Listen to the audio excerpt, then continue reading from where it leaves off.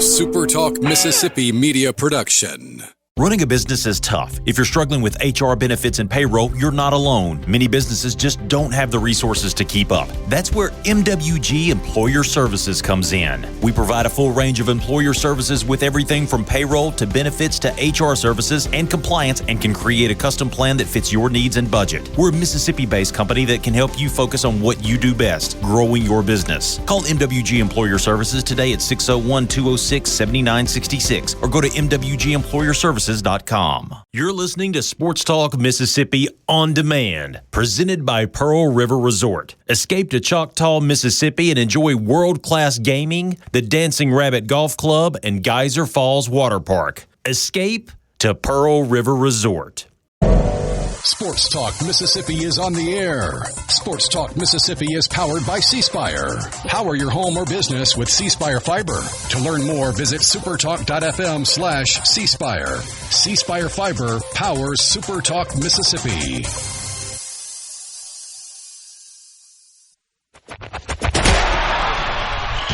To the junction, in the Grove, and to the top.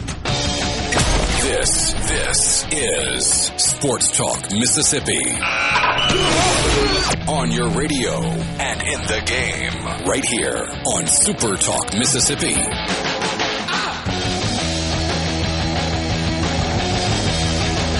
Welcome in on this Thunder and Lightning Wednesday. Literally thunder in the background. If you listen closely, you might hear it where Hadad's sitting right now. It's the wrong place. It will not be a Thunder and Lightning Wednesday because I'll be off the air. Whatever played last week very well could be playing this week. I'm Michael Borkey. He is Brian Hadad. We are so glad that you are with us on this 19th day of August. We're getting closer and closer to football season. It got brought up the other day. I forget the texter's name, but you asked about week 0. Gosh, week 0 slate looks good. I wish my team would play on week 0. Well, guess what? That is officially official now starting next year. Week 0 is now week 1 in college football season. So basically, the fourth weekend of August will now be the start of college football season. So there you go. I saw that earlier. Good. Saw that earlier today. Earlier the better. Officially official. That said, this is the last weekend without college football. The last weekend without college football. We are almost there. We just got to hold on a little longer. You said it just a minute ago, though, Michael Borkey. Today is the 19th of August. On the 19th of September, all of the eyes of the sport of college football will be locked on our state, specifically in Oxford, Mississippi. Starting in this 4 o'clock hour, we are going to dedicate a good chunk of this show to looking ahead to the biggest college football game of the year, the game between the Ole Miss Rebels and the LSU Tigers. Koki Riley is going to join the show. He covers the LSU Tigers for NOLA.com. And we're also going to be joined by former Rebel Doug Buckles, who was on that Ole Miss team that, of course, played LSU in the game where the winner would have gone to the SEC Championship. The result, maybe not the way that they wanted it to go, but a lot of great memories. And we'll talk about that rivalry between LSU and Ole Miss and his thoughts on playing on. So looking forward to talking to Doug, a guy who I know Ole Miss fans probably haven't heard from in quite some time. And we'll get him back on the air. That'll be all in the 4 o'clock hour. We are in the Pearl River Resort studios, pearlriverresort.com. When it's not thundering and lightning outside, you can go play a great round of golf at Pearl River Resort. Or you can go head over to the water park and have a great day with the family. Or you can just enjoy a fantastic meal or some awesome live entertainment. There's so much to do. It's all right there for you at Pearl River Resort. C-Spire text line is open to you at 601-879-4395. With C-Spire, it's easier than ever to get all the devices you want in one move with the Ultimate Connect bundle. Right now, new and current customers can get a free phone, watch, and tablet plus 100 gigs of data for just $90. That includes the new iPhone 17 and Samsung Galaxy S26 for free and a free smartwatch and tablet to go with it. So don't wait. There's more to see. Visit cspire.com or stop by your local C-Spire store today. C-Spire, inspired by you. All right. We're really glad that you guys are with us as always. And yes, I saw that. Borkey, did you see where week 0 is week 1? I don't see it. It is an NCAA bylaw passing thing. So we talked about it on this show that they were voting to push it through. They've just finalized that. I don't know why it didn't become like big breaking news on ESPN or whatever, but their own filing, like the NCAA's calendar for next year, included that on it. So there you go. That's where that came from. Somebody said biggest game of the year? ? I mean, we're really not going to be dense today, are we? Yeah. What are we talking about? That'll be 2 top 10 teams and a return of a head coach 10 months later. Yeah. The storylines themselves would make it a huge game. Never mind that it may be a college football playoff knockout game. Yeah. What are we doing here? It's by the end of the season, will it be the biggest game of the year? Maybe not. Maybe not. It's very possible. Going into it right now, there's no other game that you can circle with certainty. And that got me thinking about that a little bit. Like, what were some past games of the year before the season started? Like last year, week 1, we had Ohio State, Texas, right? But that game is different because it was Ohio State was it 1-2? It was 1-3 at worst, right? And so that game is different. This is 2 teams, 9th and 11th? So that, expect to be in the playoff discussion, but they're not top. This is not a preseason top 5 team game. You think about week 3. Normally there's a huge game. It's some sort of out-of-conference matchup that you don't normally get. Last year we were talking about LSU Clemson as well. I think that was a top 5 game to start the year. It ended up not being one. But week 1, we were all like, hey, this is a massive game for these 2 programs. This game is so different in that the personal side of it. It's not even so much about what happens before the whistle blows. There's just so much drama because of the way Kiffin left and because of everything that happened from basically, week 12 of the regular season to the college football playoff. So yeah, there's no question in anybody's rational mind that this game is going to be the biggest game of the season on August the 19th. When we get to October the 19th, maybe there's a bigger one. But right now, there's no doubt about it. Even Texas and Ohio State people are like, ooh, I can't wait to see what happens to Lane on the third week of the season. That's the other thing is every other college football fan in the country is looking at this game going, can't wait. Can't wait. Yeah, and the interesting part of that, too, is the country wants Lane to lose. Like, Ole Miss, you're going to be America's favorite team that day. This is going to be easily the most national appeal that Ole Miss has ever had in a game, in my opinion. I can't think of one where more of the nation will be watching them and then rooting for them to win, right? Than in week 3. So yeah. Outside of Mississippi State fans and LSU fans, everybody wants. Oh, Clemson too. Clemson wants. Because of Luke Pirelli. The Pirelli thing. Even they might be like, Kiffin's a bit of a scumbag, Yeah. Can we expect Sam Levitt's jersey to disappear? Oh, you can 100%.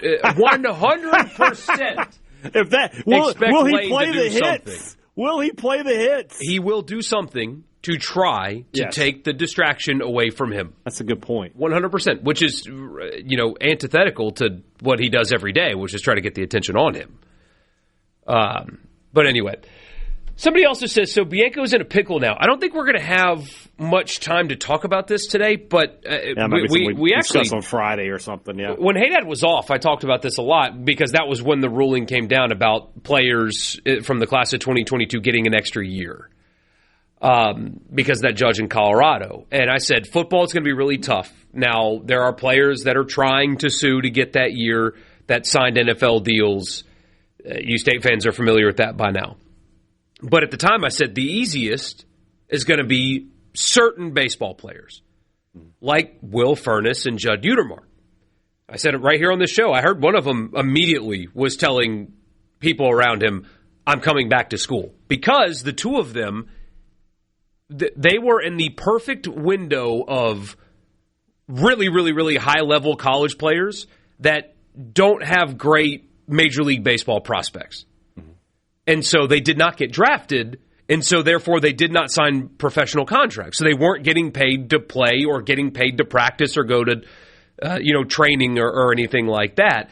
And the type of player that you really want back on your roster. Look at their numbers. You want those guys back desperately. So is Bianco in a pickle? No, because the answer is Yeah, Will, yes, please. Here, first base, it's yours. Take it. Yeah, Judd, come on back. Third base, it's yours. Take it. Or wherever you want to play. You can play a lot of places. You come back. Are there two players that were expected to fight for those spots that now no longer will have them? And will they be upset? Probably. It's a great lesson in life, though. Life's not fair sometimes. And other people are going to catch breaks sometimes. Sometimes you are. Sometimes you're not. Will Furniss and Judd Udemark caught a break, and unfortunately got to wait another year before that spot is yours. Sorry. So, no, it's a very easy decision for Mike Bianco, and if it makes two players upset because their spots are taken, welcome to sports. That's how this works.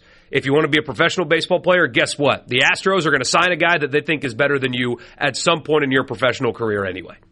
So, no. I mean, it's a no-brainer. You welcome them back in a heartbeat. Also changes a lot about what you think this Ole Miss team is going to be in baseball, having those two guys back. Yeah.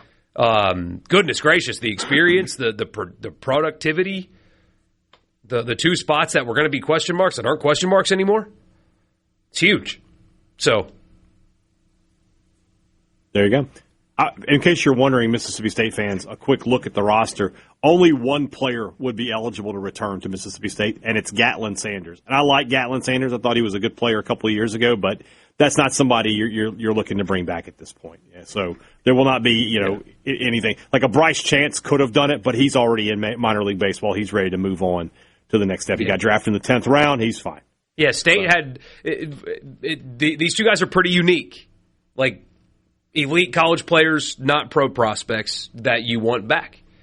So we'll see what that turns into. But I don't think we'll have much time to dive further into that today. But still, that is big, significant news for baseball on August 19th because, Mississippi, after all. We'll be right back. Chef Talk Mississippi coming your way.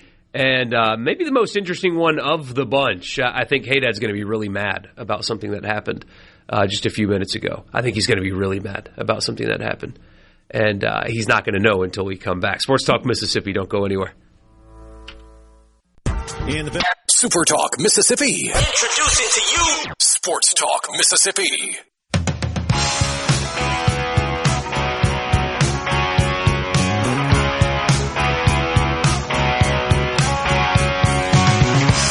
All right, Hadad, you ready to get mad? Introduce our guest, and I'll give you a reason to get mad, okay? I'm going to give him a title here. The Godfather of restaurants in the capital city. Jeff Good, Bravo, Salad Mookies. Yeah, he is something. He's also Santa Claus. You son of a gun! He's also Santa Claus. Hadad, I wish you could smell the smell coming off of these wings from Salad Mookies is where these came from. Oh, boy. You could just send me a gift card, Jeff. It won't be the first time I've done that. That's for sure. All right. Well, we'll make something happen. Oh, hey, Dad, should I start eating? You just do the interview and I show you what these look like? And I mean, it just depends on how bad do you want the firing back to be when I get some of my sponsors here in Starkville just to provide a spread, and I'll just sit here and eat the whole show. And there was a baby shower here in the office, so everybody here ate earlier today. So these are all for me. No, they're all for me. Everybody else is full. That's fine. I get this to myself. No, I get it. And so you do the interview. All right, I'll do the interview. You sit there and enjoy yourself, Michael. Won't be any different. I'll just carry the show like I always do. Jeff, thanks so much for joining us. As I said, when I give you that title, there's a reason for that. I mean, you've been doing this maybe longer than anybody else we've had in this series we've been running the past few months. You've been successful. You've opened multiple successful restaurants throughout the capital city. I mean, the question isn't so much what's the secret as just what drives you to keep doing it. Well, thank you. First off, thank you for what you said. It really does mean a lot to be considered in a favorable way to be the Godfather. Glad I'm not offing anybody in a back parking lot. Instead, I'm delighting people with to-go bags of delicious hot Salad Mookies, classic wings with gorgonzola and green goddess dressing on the side. It's fine. So I keep doing this. It's been 32 years. last April 7, 94 is when we opened Bravo Italian Restaurant. And I keep doing this because I absolutely love hospitality.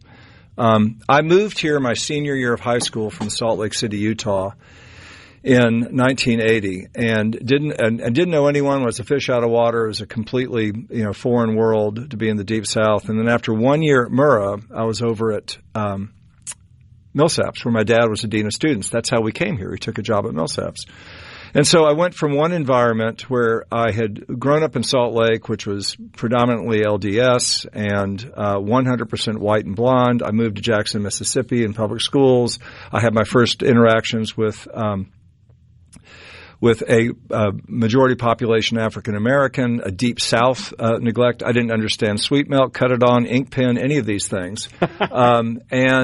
And then I'm over to Millsaps and a select school. Kids had BMWs. They went on spring break. They went skiing. They did all these things. I've been working since 13. I started as a janitor in a print shop and been working in the restaurant business during high school and college. So it was very difficult for me to find my way. And then in 94, Dan and I started Bravo, and we had to work very hard to raise the money for that. That's another story for another day. 2 years in effort. But once we were open and we started operating, and Broad Street followed, and Salamukis followed, and some civic work followed, this city has just absolutely adopted me. If we're going to use the Godfather term, the city accepted me as a favored son. And I love serving the community, and I love being a part of people's celebrations. I love being a part of their more difficult times, but especially when Salamukis was over at in the Fondren area, our original location. We're right around from UMC. Oftentimes we would have families that were coming in after being 24, 36 hours in the emergency room with somebody who was gotten in a car wreck or something, and we were just there to provide them some sustenance and some attention. That was a long answer to the why. I love the customers and I love the employees. Not all of them are great every single day, but it's a great vocation. This is a very true story. You mentioned that, and it just hit me and brought back memories. When my son was born, he was born at the hospital right there at UMC, and my dad got a pizza from Sal and Mookie's to bring to us, and that's what we ate. The first real meal that we had was Sal and Mookie's. And the second you said that, it hit me, and now I'm back in that hospital room with a newborn boy. That's incredible how food can do that for us. It's something. It's something. What your culinary journey takes you across a lot of different kinds of cuisine. Is there one that you enjoy cooking more than the others? So first off, to make sure, I've seen some of these episodes, and I'm not going to sit here and become the poser next to Alex or Derek or any of the men or women in this community that are tremendous chefs. Mm-hmm. My partner Dan Blumenthal was the chef to our business. Mm-hmm. I was the mouth, the momentum, and the maker of the experience.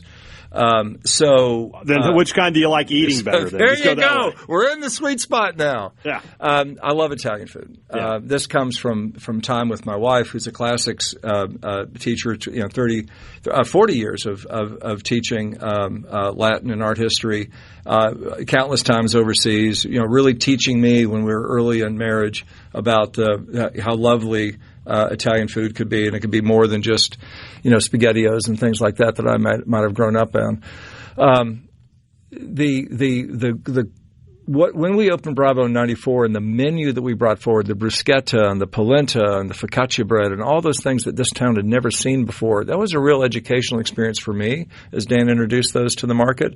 And it was also it became a talisman. It became a very, very comfort food for me. There's nothing I like better. I just had a small bowl of pasta at Salamukis before bringing Michael the wings. And I did that purposely. I came in and I was talking to Margaret, our GM over there, and I said, what do you want me to eat? I'm going to get a little lunch. What are we having a problem with right now? Because oftentimes when I eat at one of the restaurants, I want to try to eat something that may be a challenging dish that we've been having some consistency. And we've been having some problems with we make all of our dishes to order from scratch. And we've been having this consistent kind of a extra hot pepper experience to our red sauce. And so she said, why don't you do spaghetti and meatballs? And so it was perfect. I was thankful for that. There's something so comforting about a a hot steam, even when it's hot outside, a hot steaming bowl of pasta with red sauce. It's the basil, the onion, the garlic, the tomato, the pepper, the feel of the pasta, and then just a delicious meatball. I mean, what else can you ask for? Well, it's the food that I think if you said it was made with love, Italian food is the first one that comes to mind. Well, a woman named Mama made that. You know, Nisi's been with us since the original 18 years ago on Taylor Street. She's amazing. What is it about? So, you know, food is one thing. The restaurant business can be another thing sometimes. Yeah. You know, it's a lot more than just the food that you cook. And you said you're kind of I hate to say just the mouthpiece of these great restaurants. You know, you're such a big part of it. But the restaurant business itself, what has been the most challenging thing for you over the last few years, you know, beyond just getting people in the door? Okay, so consistently, you know, longitudinally, 32 years, and this is never going to change. So for all of our brothers and sisters in our industry, I hate to say it, guys, until they get robots, it's going to always be employees are going to be the hardest ongoing challenge. And that is because we are an industry of first jobs and second chances. That is what we do. And we excel at it because there is a low barrier to entry to come do what we do.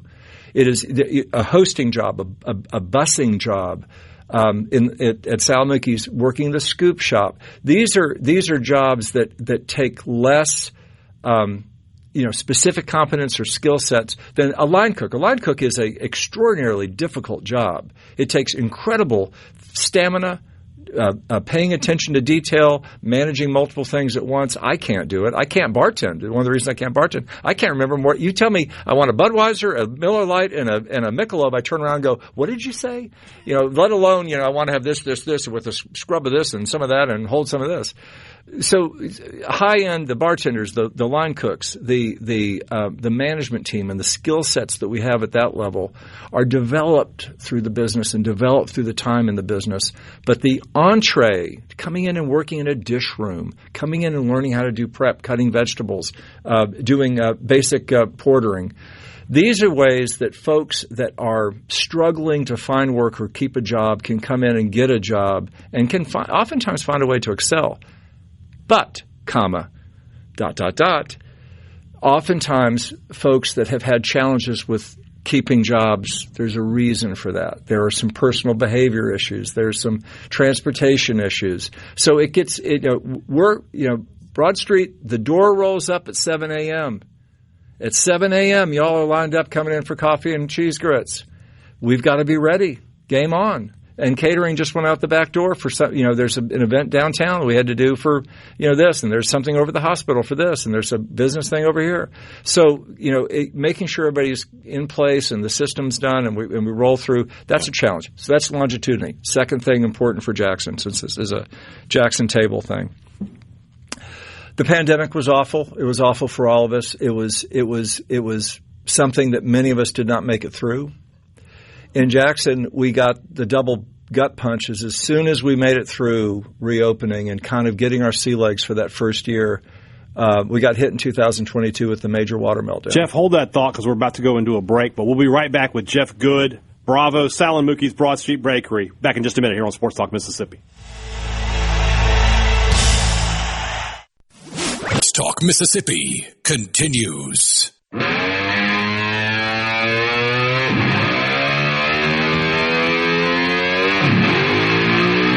All right, let's pick right up where we left off with Jeff Good on the Farm Bureau guest line. Check out favorites.com and go with the home team, Mississippi Farm Bureau. So we cut you off there so rudely. Oh, I was rambling, I think, but I think I can pick back up if you want me to. Absolutely. So you left off talking about how the pandemic happened and that was tough on restaurants, and then also something else that you and Jackson had to deal with. So we all dealt, nationwide with the pandemic and the shutdown and all the struggles getting back up. But here in Jackson, just after we got back up in 2022, we had the final and the largest water crisis. And this is the one that shut down the water system in August for up to a month, depending on where in the city you were. If you were in South Jackson, it took a full 30 days to get your water back up.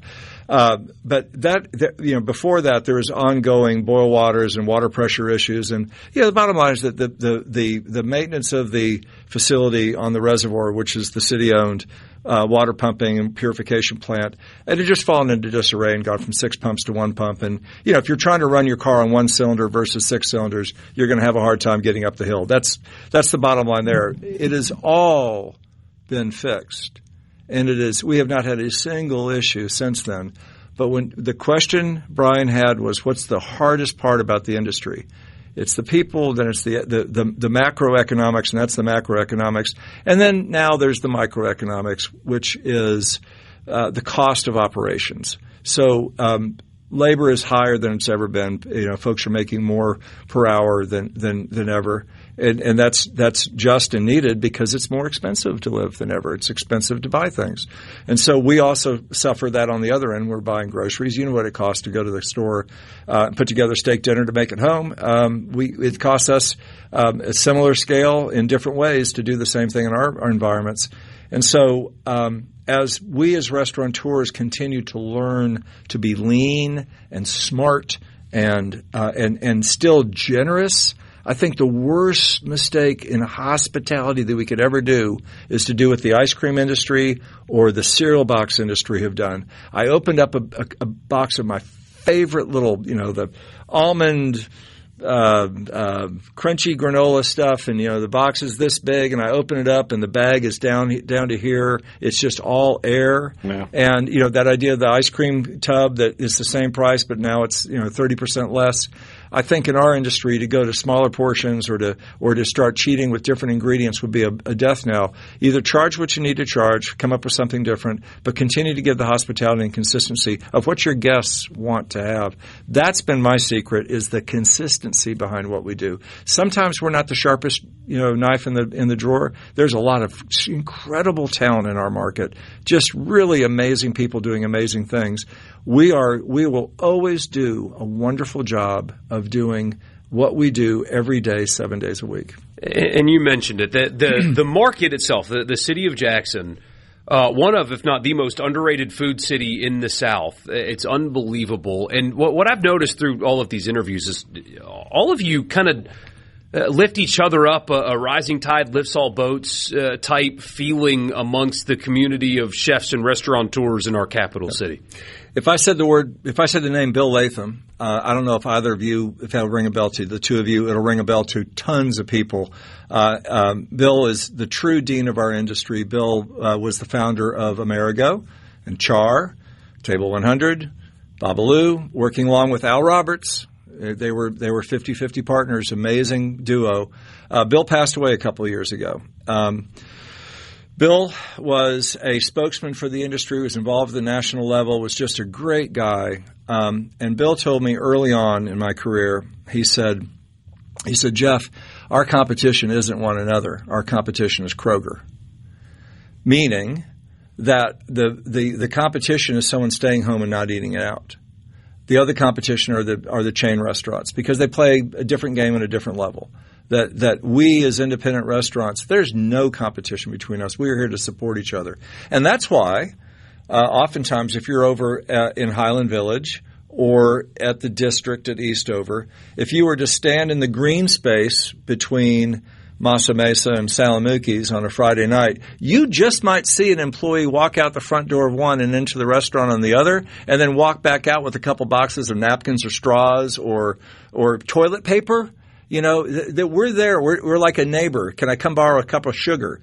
We support each other. There's no win in seeing somebody suffer in our industry. We're all in this together. So that kind of leads into the question we've asked a few people who've sat in that chair these past few months. When you're not eating at your restaurants in Jackson, where do you like to eat? If you looked at my American Express bill, you'll see that my wife and I are frequenters to Aladdin in Fondren. Yeah. And we live in Fondren. But, Aladdin is just it's an extraordinary little place. They just do a great job. Yosef is a super guy. And it's just it's fresh, it's delicious, it's easy. But if an absolute favorite of ours, and I'll bet you nobody's mentioned this, Crazy Cat. John Lansdale. Crazy Cat's over in Canton Mart Square. Extraordinary, very, very very female-forward menu at lunch, and then at night a little more classic entrees. But just save room for the cappuccino brownie at the end. It's he's just great.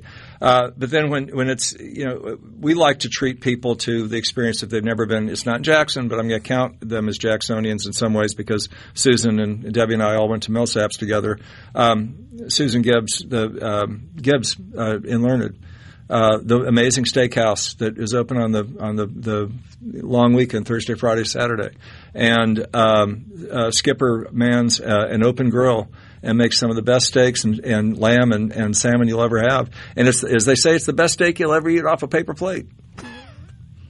That sounds like my kind of place. I need to go check it out. It's delicious. What is the you've been doing this for so long. Do you feel like you have a grip on finding out what's next in restaurant business? What are the trends that you see happening right now that or that you could see happening in the next 5 to 10 years that you need to be ahead of? Well, you had both Alex and Derek on recently, Alex Eaton and Derek Emerson, and both of them have opened up a counter service, quick service concept, Masa Mesa for Derek and La Presa and Aplos for Alex, and I think that is one of the many trends that's happened, particularly with Gen Z, is the idea of being totally comfortable, doing some stuff themselves and navigating a space and getting what they want and coming and going and not getting engaged in a tie down, waiter-based, solution. I think that type of a model is growing. We've been doing that at Broad Street for, 28 years. So it's a popular concept. Ethnic food and more spice and more esoteric concepts, I think, are becoming more and more popular. I was talking to somebody who was one of my waitresses at Sal this afternoon. She said her son was at Super Sushi or something. I said, well, where is that? She says, well, it's in Ridgeland. How many sushi places do we have in this market now? If you really think about it, back when Little Tokyo was the first and it was so foreign, it's amazing how poke bowls and everything else has just expanded. So fresh, like a hamburger these days. Yeah, and it's expensive. Everything's expensive, but counter service, quick service like that, to be able to find something in the $10 range to $15 to walk out the door to get something that's well prepared. I think that customers like that. And then of course DoorDash and Uber Eats and the idea of home delivery, that's kind of really changed a lot of. I'm 62. I don't think that way. I still think about my daughter. Up in over in California, she orders everything from online grocers and it's delivered to their house. She's a great cook, but she doesn't go select her own produce. I can't even think about not going to Kroger or Corner Market. That's you got to get something. You got to go to the market. Me and you both on that one. They know me at Kroger. I'm in there every day doing my shopping. And my daughter's the same way. We live a block from some restaurants that she'll DoorDash from. I'm like, you just spent an extra $10 for what? You could have just asked me. I would have gone and gotten it. So you would have taken $5 and been happy. I should have thought about it like that. I was just going to do it for free. That's why you're a businessman and I'm just here on the radio. How to monetize your kids. There you go. We've only got a couple of minutes left here, Jeff, and this has been very enjoyable. Minute and a half. What's next? You just said some big things for the restaurant industry that could be next. What's next for you? I am trying to find a way. Dan retired 3 years ago. I bought him out. So I'm the sole operator to our three. So after 30 years together as partners, I am the alpha and the omega to the whole thing. I have a key right-hand person, Tanya Burns, who's been with me for a couple of decades, and she's extraordinary. My wife, Debbie, and I, as we're trying to figure out this decade of our lives, this age of 60, what does that mean? Really amplifying Tanya's voice and Tanya's position and Tanya's future. And if she's listening, I'm just fine with her hearing that. And then for her mom, if she's listening, I'm glad you're hearing this too. But our goal is to see her and the team that we have put together this past 20 years really continue forward. And I'm just so thankful to have so many great folks and so thankful to have so many great customers that come out to eat every day. We are blessed to do what we do, and we're thankful to be in the hospitality business. Jeff, really appreciate your time. I'm sure Borkey appreciates the wings. I certainly will. I don't see anything on his chin yet. I'm wondering. I haven't started yet. Yeah. But I will. This was outstanding. Thank you so much for your time. Thank you. Really appreciate it. All right, when we come back, it's time to start talking about this game that's going to happen. Hey, Dad, during this interview, news has been popping. I saw some. A couple of news items has been popping. Not the news. All right, we'll do that when we come back. Sports Talk Mississippi with you here on a Wednesday.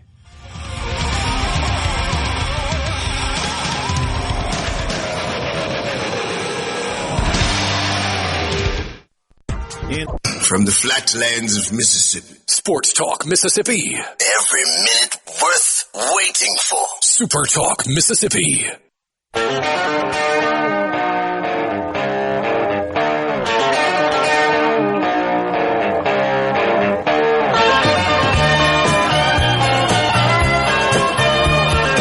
Visit Jackson is where you need to go if you want to learn more about the restaurants, places to eat, things to do in our great capital city, one of the most underrated food cities in the South. And that's probably underselling it. If you are coming in for work or a baseball tournament or you just need somewhere to go for a weekend, the food in this city will blow you away. And so, and there's more than just the people we talk to. Now, any one of those establishments are worth checking out yourself. But visit Jackson's where you need to go if you want to learn more. And speaking of learning more, as we've been talking about, this judge in Colorado opened up the possibility for the class of 2022 to get an extra year. But what the judge did not do was enjoin NCAA rules. So players that join training camps were still subject to NCAA rules, subject to the transfer portal, and so on. But you're seeing little cases pop up all over the country that is allowing players to play. 14 players have been granted a temporary restraining order by a Louisiana judge that allows them not only to play this year, even if it doesn't matter what they did, allows these specific players to play this year. It also allows them to transfer if they would like to transfer from the school that they were previously in attendance for. One of these 14 players a couple nights ago had 2 sacks in an NFL preseason game. Also listed are former Ole Miss tight end Daquan Wright, former Ole Miss defensive lineman Xavier Harris, former Ole Miss safety Wyatt Williams. I have no idea if this means they're coming back. You've got Ole Miss fans immediately. Oh, well, this guy's coming back. Oh, this is great. This does. Guys, they're allowed to transfer now.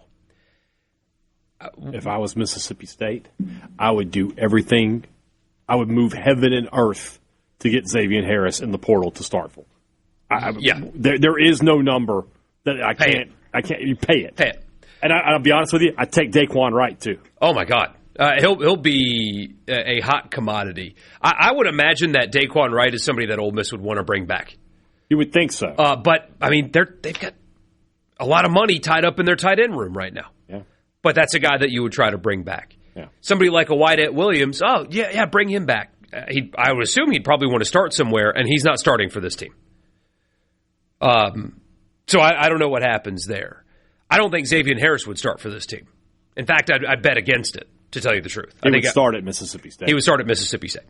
I do not think that he would start at Ole Miss. But that's a guy that you know is in shape, too. He just left an NFL training camp. Yeah. You should feel pretty good about his ability to move forward. They did cut him, though, weeks before cut day, and that raises a red flag. But it doesn't matter. You've seen his production on the field, and you deal with it. You get him in shape. Yeah. You deal with it. This is the line that has been crossed. The line has been crossed. The NCAA is bad. Most of their rules are generally against the United States Constitution. This is crossing the line. A judge has truly formally now crossed the line. Guys that are currently still not cut players, like Xavier Harris has been cut, right? He's not a Saint anymore. Right. But even he signed a deal with the New Orleans Saints. Guys in this lawsuit in Louisiana are currently still in NFL training camps. Mm-hmm. They should not be allowed to play college football this year. Like Jerron Manning didn't make a training camp. He didn't make a training camp. He's not currently on an NFL team. I'm fine with him playing. But you've got guys currently on NFL teams right now, today, that are going to play college football this year. It's nonsense. Is what that is. That is the line they have crossed the line. It's gone too far. Agreed. I'll see how you can disagree with that. I'm sure somebody will, but yeah, for me, it goes back to the same thing I was saying about Bediako. It's like once you sign a pro contract with a pro organization after leaving college, if you sign one of these European things where you never went to an American college and then you come, that's fine. I don't have a huge issue with that, right? But if you played college sports in America and then you left to go play professional sports in America, that's just the end. That's the end of your college journey, in my opinion. I'm sure some will disagree. That's fine. That's my opinion. I will stick to it. A guy on my Twitter mention says, but many would have never signed if they had gotten another year of eligibility. That is true. I agree with that. But they are currently professional football players right now. That's the line. Yeah. Ran out of eligibility, did not sign a pro contract, gets another year of eligibility, I'm fine with you playing. Yeah. But the second you start lining up in a Bucs uniform, getting sacks for the Bucs in a preseason game, you're a professional football player now. You are an NFL player that ends your college career. Or at least it should, anyway. Yeah. They are currently in training camp with NFL teams, and they'll play college football this year. That's absolute insanity. Shout out Louisiana. No better place for it. No better place than Louisiana. We'll see where these guys end up, but I agree with you, Hadad. I mean, you get Xavier Harris in Starkville if you can. I don't think he would start in Oxford, but if you're State, go get him. We'll be back after the news. Check this out. Sports Talk Mississippi. Super Talk Mississippi.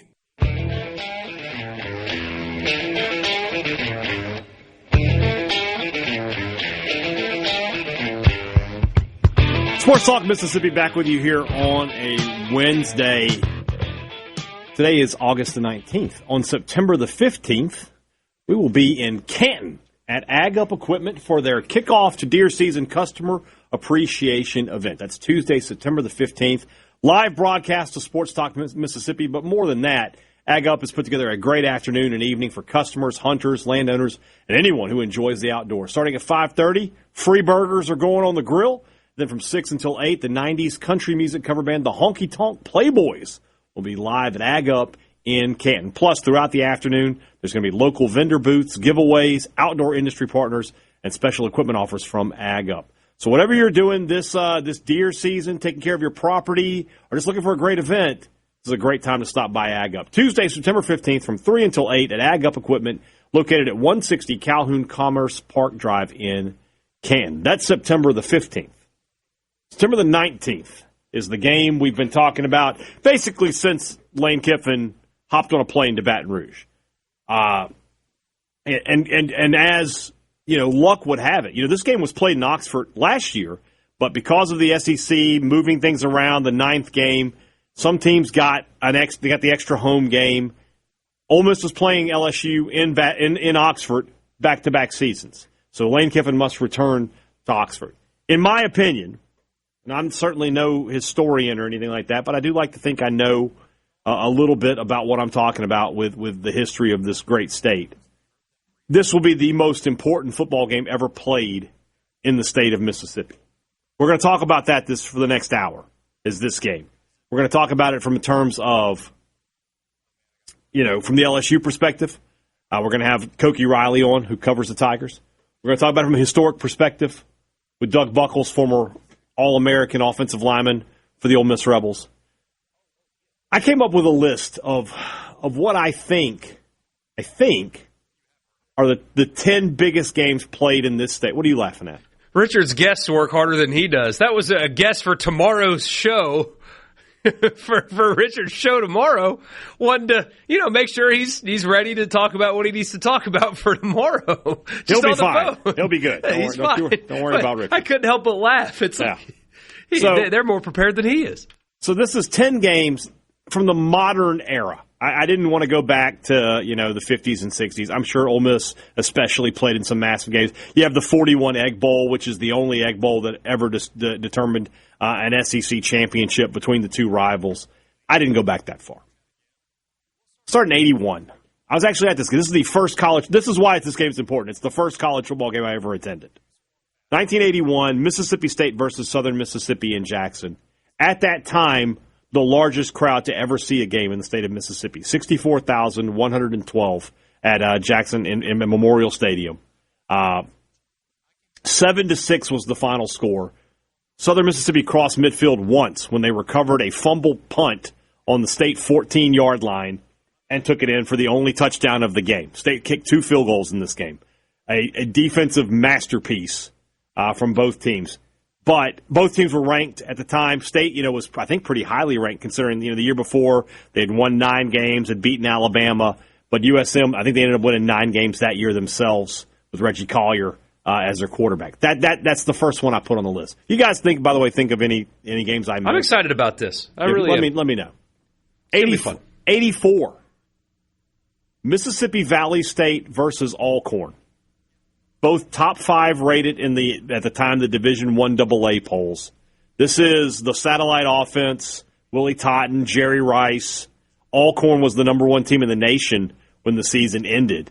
The Godfather, Marino Kasem, versus the gunslinger, Archie Cooley. 63,000 people at Jackson Memorial Stadium. The biggest crowd ever for an HBCU game. That is a game that still gets talked about to this day. It deserves to be on my list. I'm not from here. I was not alive then, and I hear about that game and those names all the time. Jerry Rice, I don't need to say anything else. He continued to do those kind of things in the pros. I went with 1991, the Egg Bowl, the first Egg Bowl back on campus since 1973. It was a huge deal at the time. They had played 20 years in Jackson. And when Jackie Sherrill arrived, one of the first things he did was he ended the Jackson games. He's like, we're playing games in Starkville going forward. And so it was in Starkville, the first Egg Bowl in Starkville since the 70s.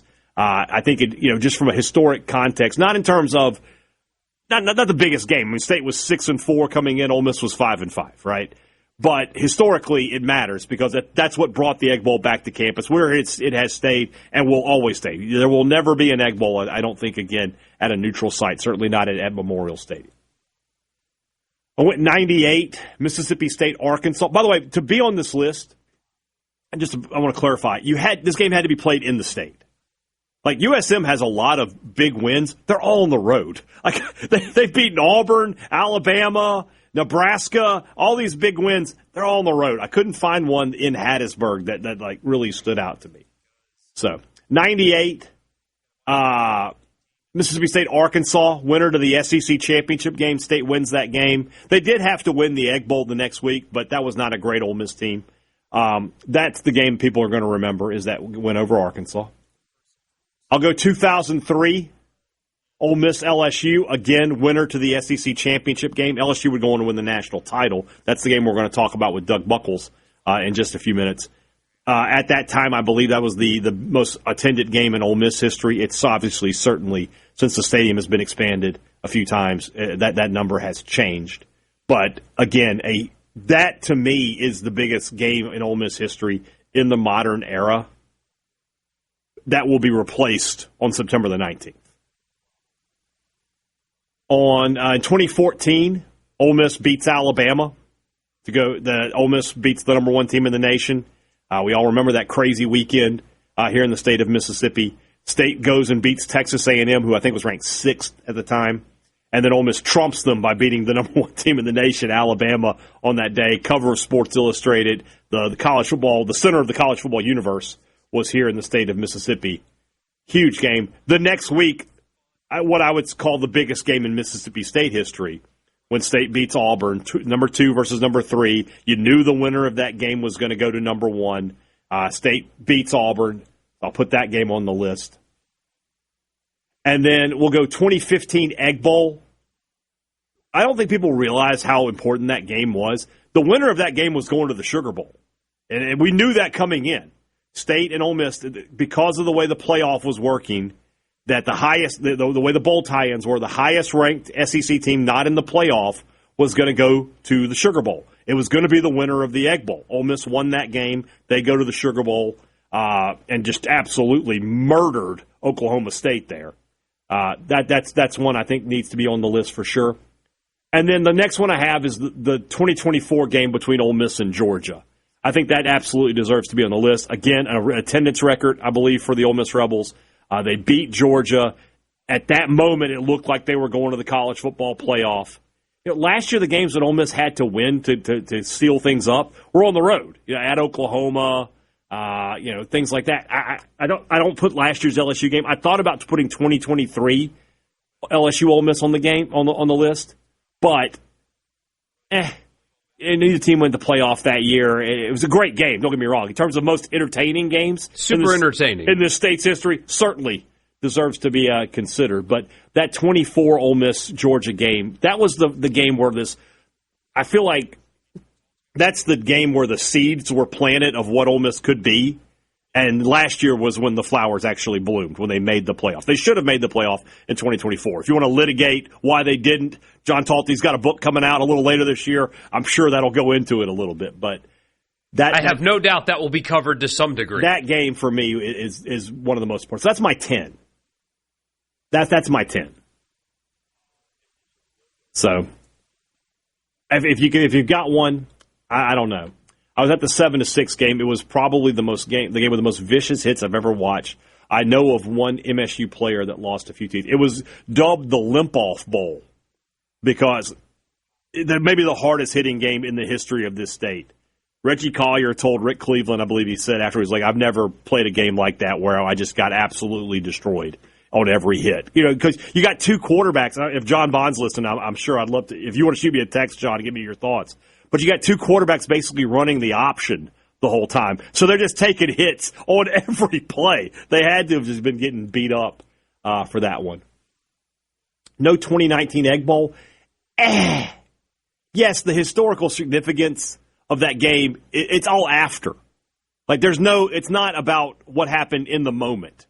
It's not about prior to the game there was a lot of hype. There wasn't a lot of hype about the 2019 Egg Bowl prior to it happening. Yeah. It's all about what happened afterward. Question on the text line, and I think the answer is yes, regular season only is what made your list. Yeah, the playoff game I didn't want to. Yeah, that goes without saying. It's a different deal. It's a totally different deal. So that's my 10. Really good. Thank you.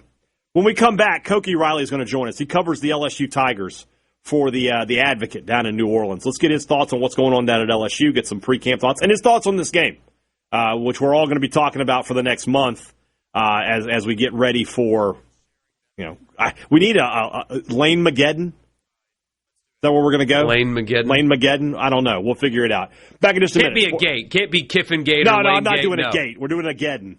It's a Geddon. All right. Lane Mageddon. Juice Geddon. Ooh. When we come back.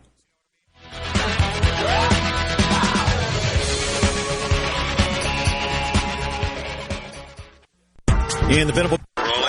You're hearing Sports Talk Mississippi. What? This is so awesome on Super Talk Mississippi.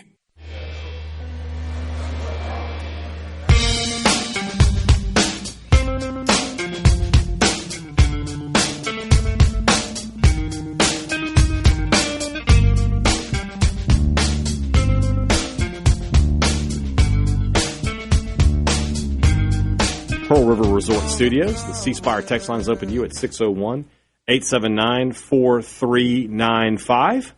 And when guests appear on the show, they do so on the Farm Bureau guest line. Check out favorites.com and go with the home team. Koki Riley joins us now. He covers the LSU Tigers for the Advocate and NOLA.com. Koki, before we went to break, we're coming up with a name for this game between Ole Miss and Mississippi State. Lane Mageddon. Or the Egg Bowl would be the game between Ole Miss and Mississippi State. Oh, did I say Mississippi State? I've had Mississippi State on the brain. I wonder why. Ole Miss and LSU. Lane Mageddon. We had Arma Golding on the text line. Hot Yoga Geddon. What do we want to call this game? Those are all good ones. Goldageddon is pretty funny. It has to be Lane's name has to be in it. That's the only reason why I'm against the Golding one. Yeah, I think it's got to be Lane Mageddon. Lane Mageddon's very good. Yogageddon is really funny.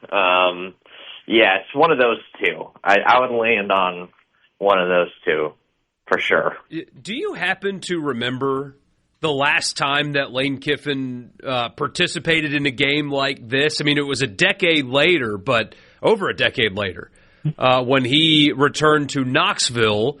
Ole Miss won that day. Matt Corral was spectacular, and the game got delayed like 45 minutes because mustard and golf balls were thrown onto the field. Do you remember that game in that environment? I don't really remember it at the time, mostly because I think this was it before I was a college? I wasn't. I don't remember exactly what I was doing in those years exactly. I think this was before I was on the LSU beat for sure. He's going to say, hey, Dad, he was in college or something. He was in college. He was at the bar. And that's what was going on that day. It's fine. Yeah, probably, if I had to guess. And even at that time, I was a Pac-12 head. I wasn't a SEC head at the time. So, and covering those teams and covering those those events. So it wasn't like at the top of mind. I do remember it vaguely. I do remember it like vaguely being a big deal and it happening at the time and the golf ball and all that stuff. Couldn't tell you like where and when I was that day while watching it or not watching it. So yeah, I don't have like the greatest perspective on it if like I'm being 100% honest. But I do know about the chaos. I do know about the oral histories and the really good story by, I believe it was Ryan Shumpert on the hour-to-hour recount of what happened that day when he left Tennessee for USC and all that good stuff. So like I know the details. They'll have a lot of personal anecdotes though. Yeah, the reason I ask is because that was a decade of space in between, and the emotions and the animosity were still there. I imagine that helped Kiffin mentally prepare for this one. But are people around like your subscribers and the place in which you live now talking about that game the same way that people are up here? Yeah. To give you an idea how big of a deal this is, the Advocate's sending me up to Ole Miss for a week to cover everything that has to do with that game heading into the week. We go to road games. We usually don't go for a whole week to cover it. So that kind of gives you the idea of like the anticipation around this thing. The fans were literally already fighting each other during the baseball series this past spring. So I can't imagine what the emotions are going to look like for this football game. I'm really curious to see what the security is going to look like.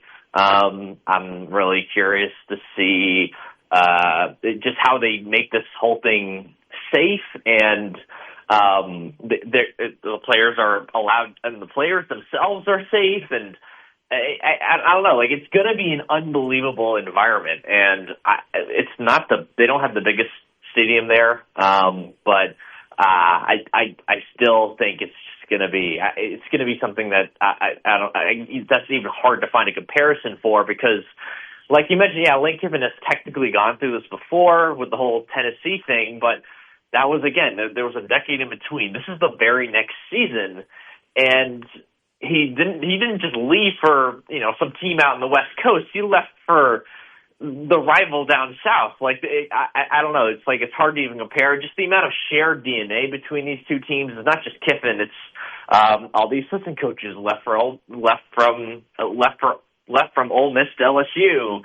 Even some of the assistants who left from LSU to Ole Miss, like Frank Wilson and Brian Kelly's son, Patrick Kelly, who's now on the staff there, and it's all the players going back and forth, and Principal Uman Mielen and TJ Daugherty, and it's dizzying how much animosity is going to be in this game, and I think everybody here definitely recognizes that. So we have all of that talk before the game starts, but once the game starts itself, once the whistle blows, What about this LSU football team? What have you been hearing from preseason camp that has you thinking that the Tigers are well on their way to the college football playoff, or maybe has you questioning that? There's definitely reasons to question that. I'm probably more on the optimistic side. I'm a voter on the AP poll. I had them at number 6 on my poll, which was pretty darn high compared to the consensus, which had them at 11. I just think this team has a ton of talent. I think they have the second best roster in the league, in the SEC. Their portal class was absolutely loaded. They've got they have the same infrastructure on defense that they've had the last couple of years, which is the side of the ball that's been more successful and trending in the right direction compared to the offense.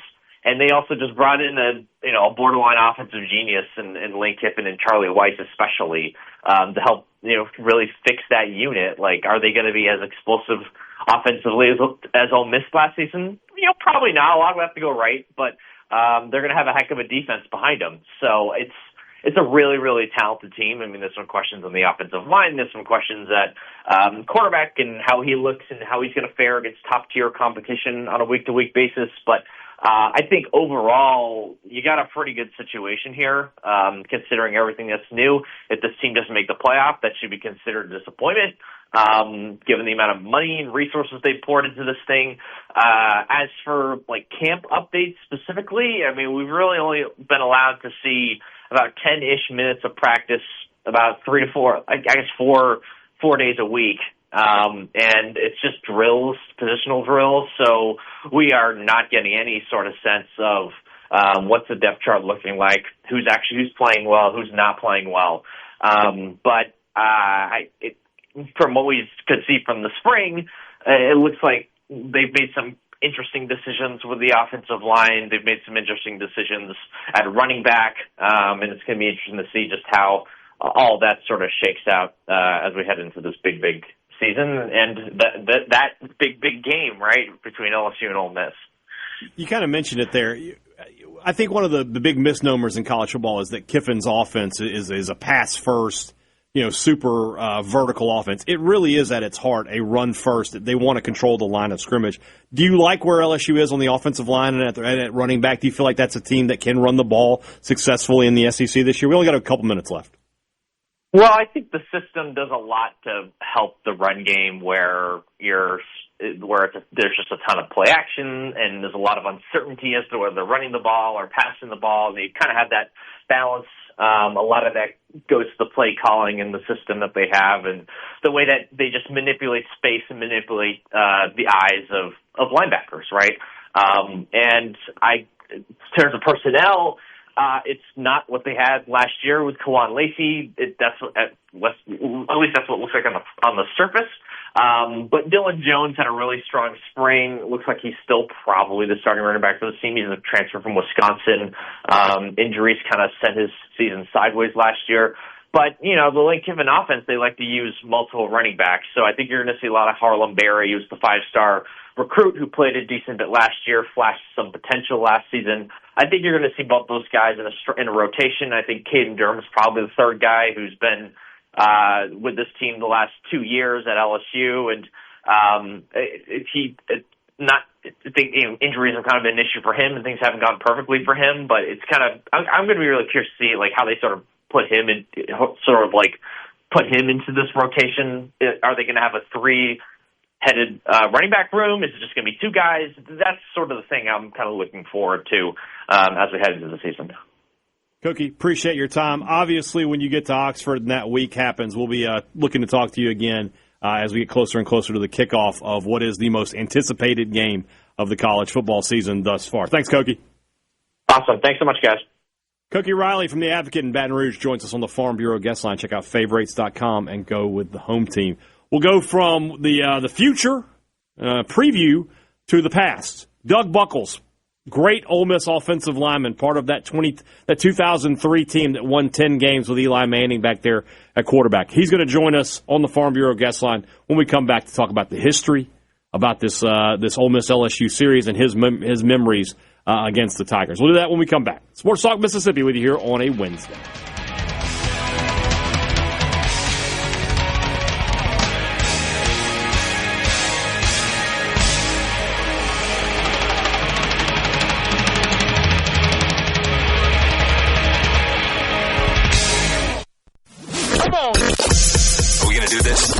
to Sports Talk Mississippi. Keep rolling.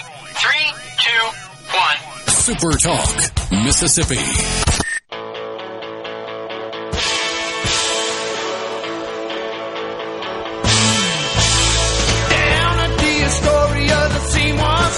Sports Talk Mississippi.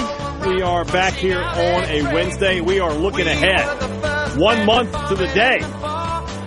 Ole Miss will welcome LSU to Vaught-Hemingway Stadium for the biggest game of the season. We're joined now by Doug Buckles, who played his college football at Ole Miss and was part of some awesome games against the LSU Tigers. And Doug, first off, thanks so much for joining us. When I say the LSU Tigers, what's the first thing that comes to mind for you? I just smile and laugh. You know, I was fortunate enough to beat LSU in 2001 in Baton Rouge in a night game and in that crazy environment. Lost to them in 2003 in a heartbreaker, you know, Eli's senior year. So I've been on both sides of it.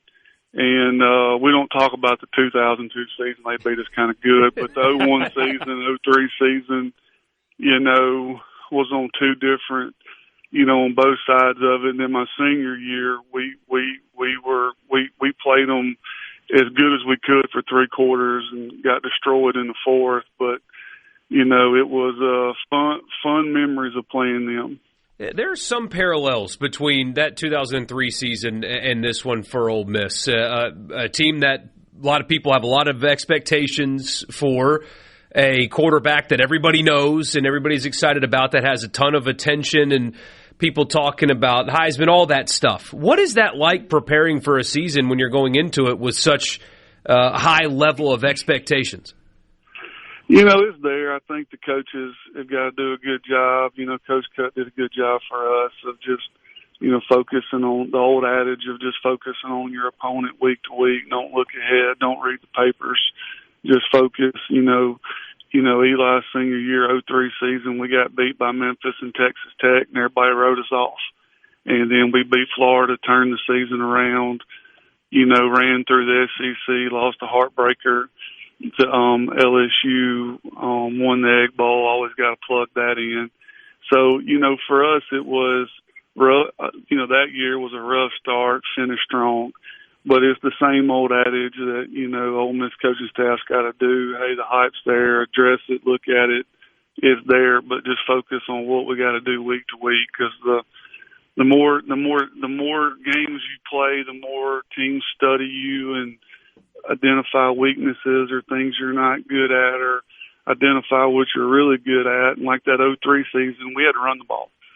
You know, everybody showed up preparing to, you know, for Eli, and for us to have success, we had to be a better run team, and we were able to, you know, run the ball effectively enough to allow Eli to do what he did. So there's some similarities. Great quarterback, Ole Miss now, but you got to do other things versus just having the team rush through and drop everybody else and make you throw it 80 times. Doug, what was Coach Cutcliffe's message on LSU week, especially that 2003, when you knew that if you won this game, you're going to the SEC championship game? How did he keep you focused on the task at hand? You know, it starts by the routine you develop first. You know, the first week. In season, it's, you know, for Cutcliffe, it was a routine. We're going to stretch this. We're not going to just throw everything out the window and start changing stuff. We're going to keep the same routine. Same places we eat on Wednesday and Thursday night, same caterers. It's just keeping that routine to where you're not throwing in a lot of new stuff. I think a lot of teams and coaches, I officiated football 14 years in private school, and I've stayed around the game, and a lot of times teams try to do new stuff, or, hey, we're going to go eat at this new place, and you get players out of a routine and get players out of what they're used to.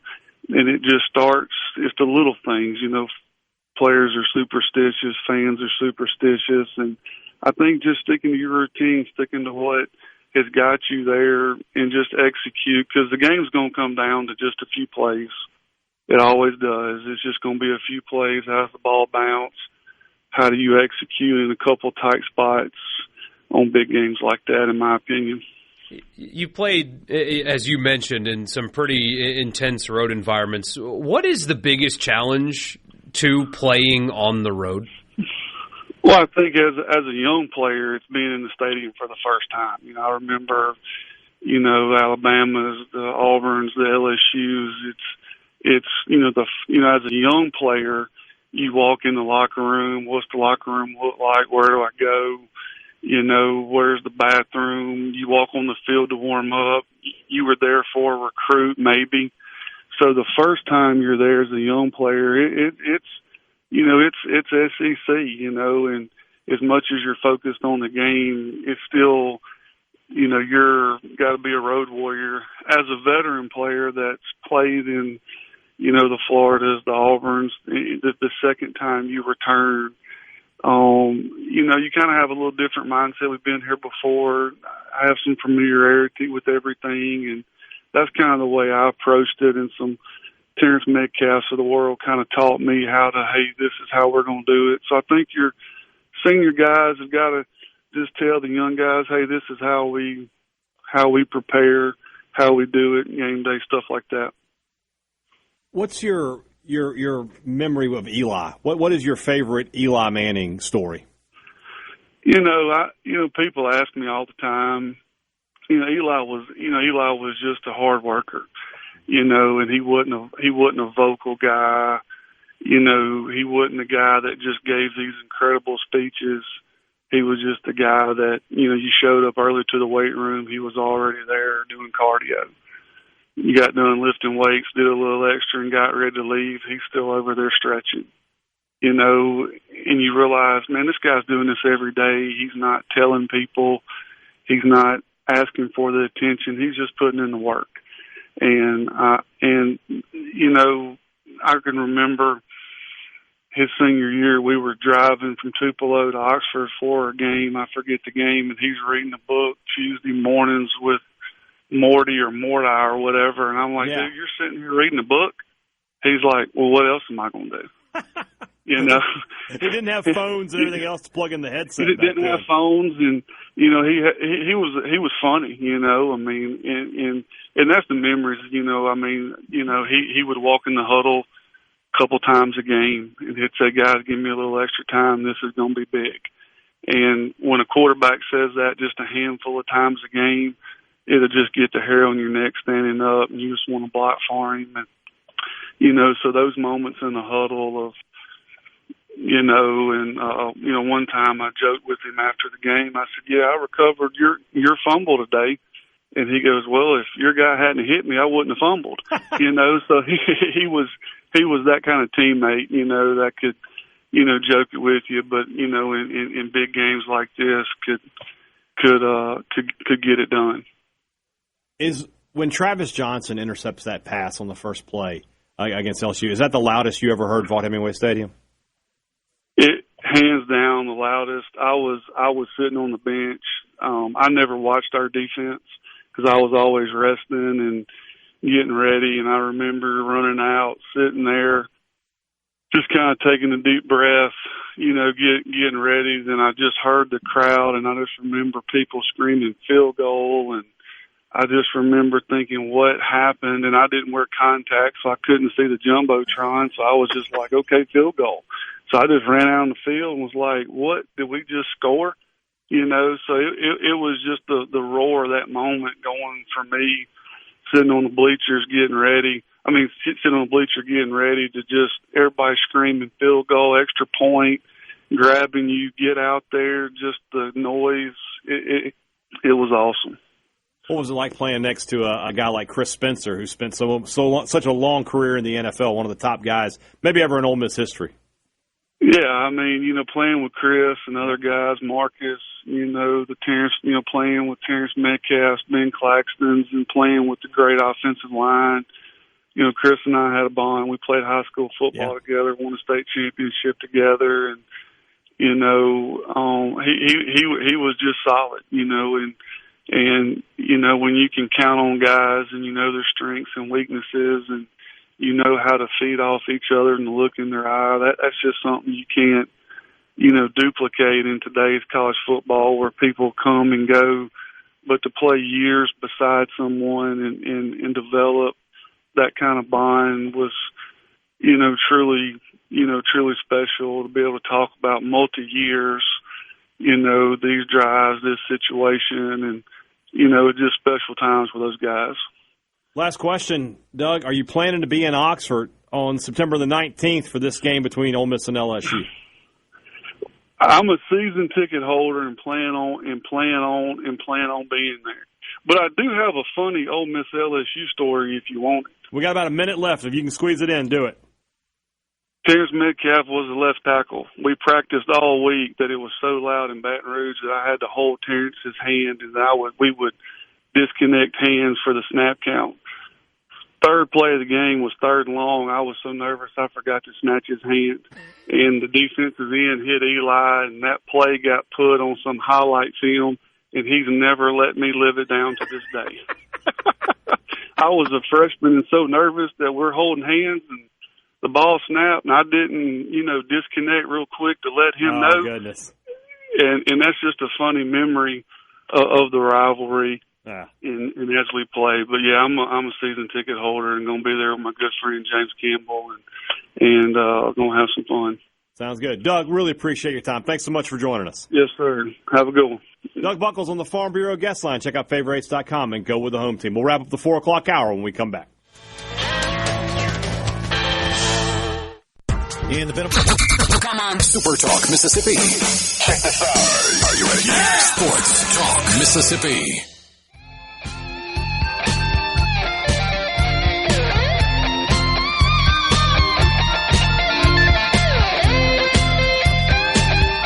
I don't know if Michael Borkey has abandoned his post there. What just happened? I made it. I made it. You need to be sitting in that chair when the music starts. Get out of here. I will. You can handle the rest of the night. I've been trying to do I'll send you some clues for Thunder and Lightning. As much digging as I can. I haven't gotten particularly far on this. The 16 players that have been granted by a Louisiana judge to just kind of do whatever they want. 3 of them played at Ole Miss last season: Daquan Wright, Xavier Harris, and Wyatt Williams. My question that I have not been able to get answered yet is centered around Greg Sankey in a memo that he sent to the SEC when the Colorado judge first made the ruling that said, hey, this does not change what you think it changes, especially centered around the intra-conference transfer rules. And so does that mean that the SEC would not allow these players to transfer from one SEC school to another because that's an SEC rule. After the portal window, you're not allowed to do it. The league will not allow you to do it. To this point, they have not been challenged in court over it. I mean, I guess somebody in theory could, but if his memo that he sent 8 days ago is to be believed, Xavier Harris, Daquan Wright, and Wyatt Williams will either be playing at Ole Miss or not in the SEC this season if they choose to play. Based on Greg Sankey's word. I don't know. That's as far as I've gotten on this so far. I'm asking around if, Ole Miss is trying to get these guys back. We'll see. I do not know that answer. But if Greg Sankey's, memo is not true anymore, then that opens up a lot of, frankly, BS and chaos. But that was sent 8 days ago to schools in the SEC. I would assume he's going to hold kind of firm on that. Well, that becomes a question. Maybe that becomes another question for a judge, right? Does a judge have to come in and say these players have unlimited, freedom of movement? You can't. Goes back to what we're talking about. You can't limit the movement of non-employees. But now the SEC does not monopolize the sport the way the NCAA does. It's true. You can go to the Big Ten, which is a comparable league. You can go, roll your eyes, but you can't go to the ACC, which is a comparable league, and so on. So maybe that could be the difference. I don't know. I don't know the answer. I don't either. So, and I just wonder, today is the 19th, all right? It's game week in what? 10 days, basically? 11 days? At what point do you just say, guys, we just got to go forward with the players we have, especially if you're Ole Miss. Like I mentioned for Mississippi State, right? If they could get an in shape and motivated Xavier Harris, they should absolutely do it, right? But Ole Miss, I'm turning to Pete Golding all of a sudden, right? So, but Ole Miss is the number 9 team in the country. They have a great roster. Yes, they could. Nobody can have too many good players. That's not a thing. But at some point, don't you have to say, like, we have to get ourselves ready to play Louisville, and we got to focus on the guys that are here and the guys that we have been building up to this moment. And sure, it would be great to have Daquan and Xavier and who's it? Whitehead Williams. Yeah, it'd be great to have them back. They could add to our team, but at the same time, bringing them in at this juncture could also subtract. Maybe you just have to say, guys, I'm sorry, but it's time to move on. Yeah, especially with somebody like a Whitehead Williams. I mean, he would not start. So would he go through all this to come back to not start? I would be surprised.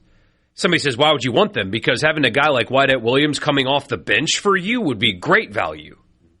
Daquan Wright back would be great value, but does it disrupt things? Because now you've got a tight end room that, I mean, you have Odom and Haz is finally healthy, the Arkansas transfer. You brought in a South Carolina transfer. You brought in another Prieskorn. Like there's a lot there, and I don't know. I don't know this. I bet the coaches don't know either. Actually, I texted somebody that I think would know, whose response was, "I have no idea." So I went to somebody that would know, and his answer was, "I don't know." That's how just chaotic all of this is. But I do think that at least for now, I would be surprised if Greg Sankey doesn't dig his heels in on this part in particular. You actually saw this happen yesterday with a different conference. A conference blocked a quarterback from signing with their team. I'll give you that story here in just a second, but it is something that, for the first time, actually, the Patriot League, I know it's the Patriot League, it's not the SEC, but Pat McQuaid, a real player, a quarterback, who transferred, I believe, from Yale to Villanova, I think was the transfer. Mm-hmm. But the Patriot League denied that transfer because he was a 2022 player, and the Patriot League said, no, we're not going to let our member schools accept that. And the league has said that if he does play in any games for Villanova, they'll forfeit the games that he plays in, period. Interesting. Also, super messy. Sports Talk Mississippi, college football fix after the news.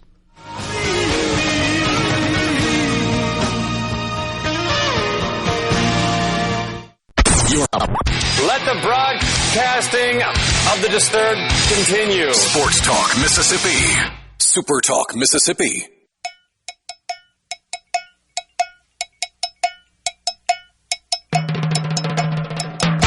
Welcome back, Sports Talk Mississippi, hour number 3 already. Before we get to the college football fix, so many questions. A lot of them are impossible to answer on this Louisiana judge giving 16 players eligibility and freedom to do all transfer and all that crap, and a lot of them are currently, like right now at this very moment, on NFL rosters. Guys, since the screenshot, Daquan Wright being one of those players, a former Ole Miss tight end, who, look, if he wants to come back to Ole Miss, then yes, you bring him back. It makes your tight end room insanely deep, but he also apparently has not been to Browns practice the last couple of days. Might be a 1 + 1 = 2 thing. I don't know. Greg Sankey also did put a memo to the schools, if you're just joining us, about 8 days ago, saying that intra-conference transfer rules still apply, meaning if the portal's not open or we are past the portal window, you can't go from Ole Miss to LSU or Mississippi State or whatever. We'll see if he holds firm on that. I mean, he sent a screenshot and said, Wright signed an NFL contract, ? And it's an AI Google search that says Daquan Wright signed a 3-year, $3.125 free agent rookie contract with an average salary of just over $1 million. He did sign a UDFA deal, so he is currently getting paid by an NFL team. I think that means you should not be allowed to play. And a lot of people agree with that sentiment. It is also worth noting, though, that agents will upsell those contracts, he didn't sign a $3 million fully guaranteed contract with an NFL team. He would not be trying to do this if that were the case. These UDFA deals are contracts worth up to that amount.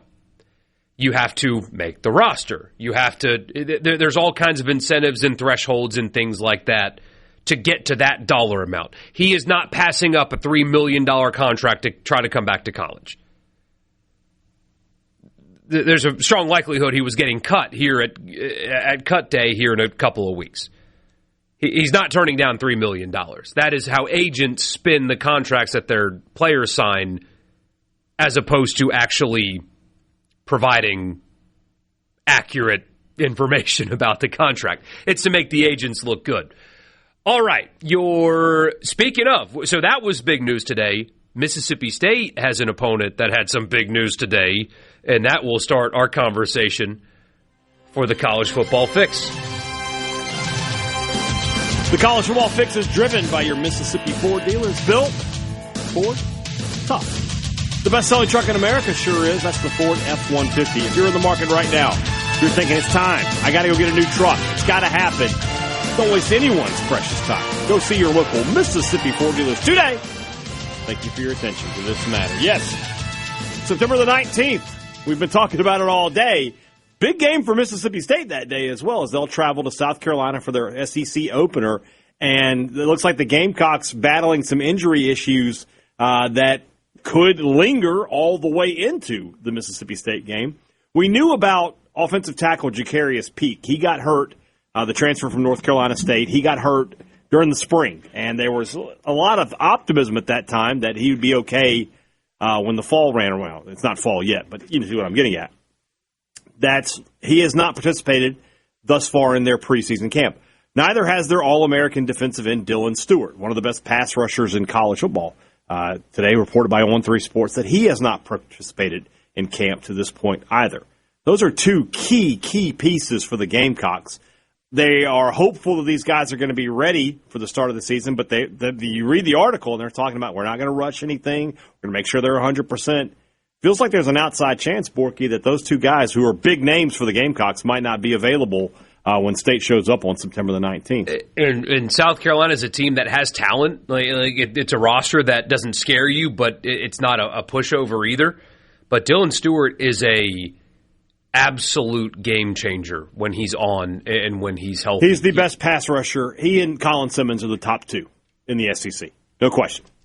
He's a guy you're afraid of. Yeah. When it's game week and we're talking about Dylan Stewart, when you're watching that game, you find where he is on the field and you hold your breath that he is accounted for. That's the kind of impact player he can be. If for whatever reason he is not available for that game, because that's not too long from now. That's 4 weeks away. And he hasn't practiced yet. I'm sure that's plenty of time to get healthy, I guess. But if he hasn't practiced yet, and for whatever reason he can't play in that game, yeah. Unfortunately for Mississippi State, he doesn't have to play in their first two games. Right. It's Townsend and Kent he's State. Fine. Yeah, that's the first real test for the Gamecocks is when Mississippi State comes down. You're correct. They will probably not even worry about it if there's any chance of an injury at that point. But for Mississippi State, what are State's what if you asked Brian Hadad, what are State's two biggest question marks going into the season? I would tell you that pass rush and the ability to block the offensive line are 1 and 2, not necessarily in that order. And so now we're talking about a situation where Mississippi State might be facing a second-string left tackle. That's always a plus. And their offensive line, which is a question mark, might not have to face the top pass rusher maybe in college football. So that's good news for Mississippi State. This is such an interesting game for State, right? And it really does matter what happens the week before. If you're 2-0 when you play this game, I'm not saying it's a free space. I'm not saying it's nobody cares. But if you're 2-0 and you lose to South Carolina, everybody's just going to say, all right, bounce back against Missouri, you're fine. If you're 1-1 and you lose this game to South Carolina, that's it. We start we're going to talk compiling candidates and looking at G6 schools and stuff like that. So this is a really big game for and I think it should be a really fun game because you've got two of the, to quote our good friend Brooks Austin, two of the traitiest quarterbacks in college football with Lenora Sellers and Kamario Taylor, two awesome athletes. I could absolutely see this game turn into a back and forth, heavyweight fight between these two quarterbacks. That's bad news for the Gamecocks. They need to get healthy because, I don't imagine they would be a huge favorite in this game one way or the other. And they're already dealing with injuries that are guaranteed to not play in that game, too. Two of their top receivers are not going to play in this game. They're going to be out for the season. South Carolina's had a really rough go of it in camp. So being healthy is a concern for the Gamecocks. So this is a game, for State. When we talk about, what can they do this season, a win over South Carolina to possibly put them at 3-0, then you're on the right track to get the things done you want to do. We've said it so many times on the show that State this year, they must get off to a fast start. A late season surge doesn't do anybody any good for Mississippi State because everybody's going to be off the bandwagon by then. They have winnable games in September. October is less winnable. We'll be generous and say it like that. Of these first 4 games, they need to get 3 at the minimum, and 4 would be the best case scenario. They need those wins. There's not a situation where we can come back and say, well, yeah, they dropped a couple games in September, but don't worry, they'll win a couple from Alabama, LSU, Texas, and Oklahoma. They're certainly going to do that. No, to have any confidence you can do that, and we talk about that in great detail in today's Thunder and Lightning podcast, you got to get these early wins. State needs to get rolling early on, and they just need it for Jeff Lebby needs it. He needs for fans to see him winning games and give themselves some momentum to do that. Especially winnable games, because as frustrating as the Texas losses last year, Mississippi State last year was not ready to compete with Texas. The fact that they were in that game is a testament to coaching, but also the flip side of it as well. Fans don't need you to beat Texas right now. But they do need you to beat a program that is on your level, and that South Carolina is on your level, right? As a program, roster, all of that. So it's not asking a lot. And you're exactly right. You got to walk or crawl before you can walk, and crawling would be beating Minnesota, a team that has talent. Got to go on the road and do it, but I mean your composite roster on paper is better than theirs. So you go win that game. That's how you prove that you deserve the job that you have, is beating those teams first. And then we'll start talking about, hey, Georgia's coming to town. Can they pull an upset? So, big opportunity, though. Yeah. We'll have to see what happens with that game. So, Week 3. What else is happening in the SEC? There's a couple other conference games. It literally does not matter at all, which is the funny part. You're right, but Auburn, Florida is an interesting game. Kentucky at Texas A&M could be interesting. We mentioned Mississippi State, South Carolina. Vanderbilt plays NC State that day. That should be an interesting game. There's some interesting games throughout the schedule, but you're correct. Especially here in SEC country, and especially here in the state of Mississippi, it's just not going to be a lot of eyes. Obviously, State fans are going to watch their game, but Monday morning on Sports Talk Mississippi, I just go ahead and let everybody know.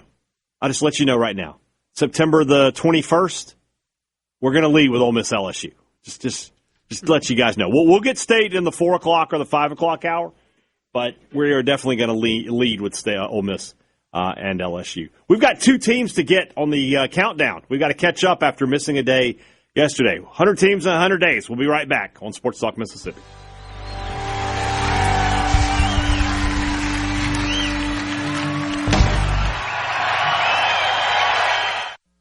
Here we go.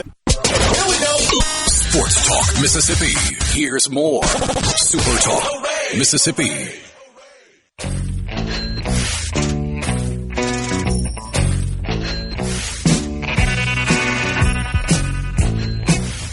Hey, Dad, we're going on the road again tomorrow. That's right. We will be in Perkinston seeing our friends at Mississippi Gulf Coast Community College for their annual Meet the Bulldogs Day. Always still a got the pleasure to get down socks. there. Yeah. So I'm looking forward to it. I'm also looking forward to talking and setting up a campus tour for my daughter, who is looking forward to attending Mississippi Gulf Coast Community. Is College. she coming with you? No, she's got to be. She's got school. Oh, that's right. Yes, the whole school thing. Yeah.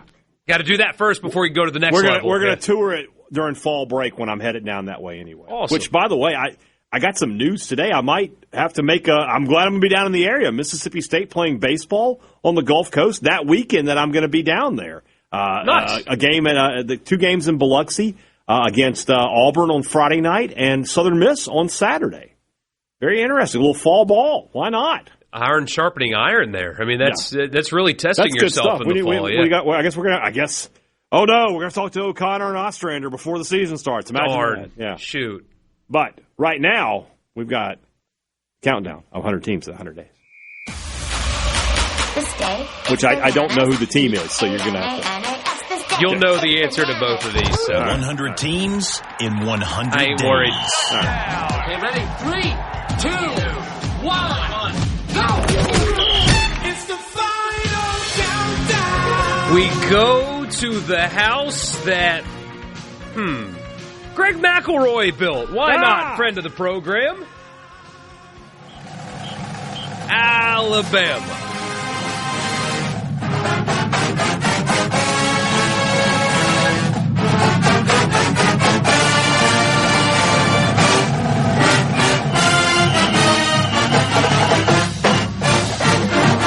The $1 million band, right? Isn't that what they call them?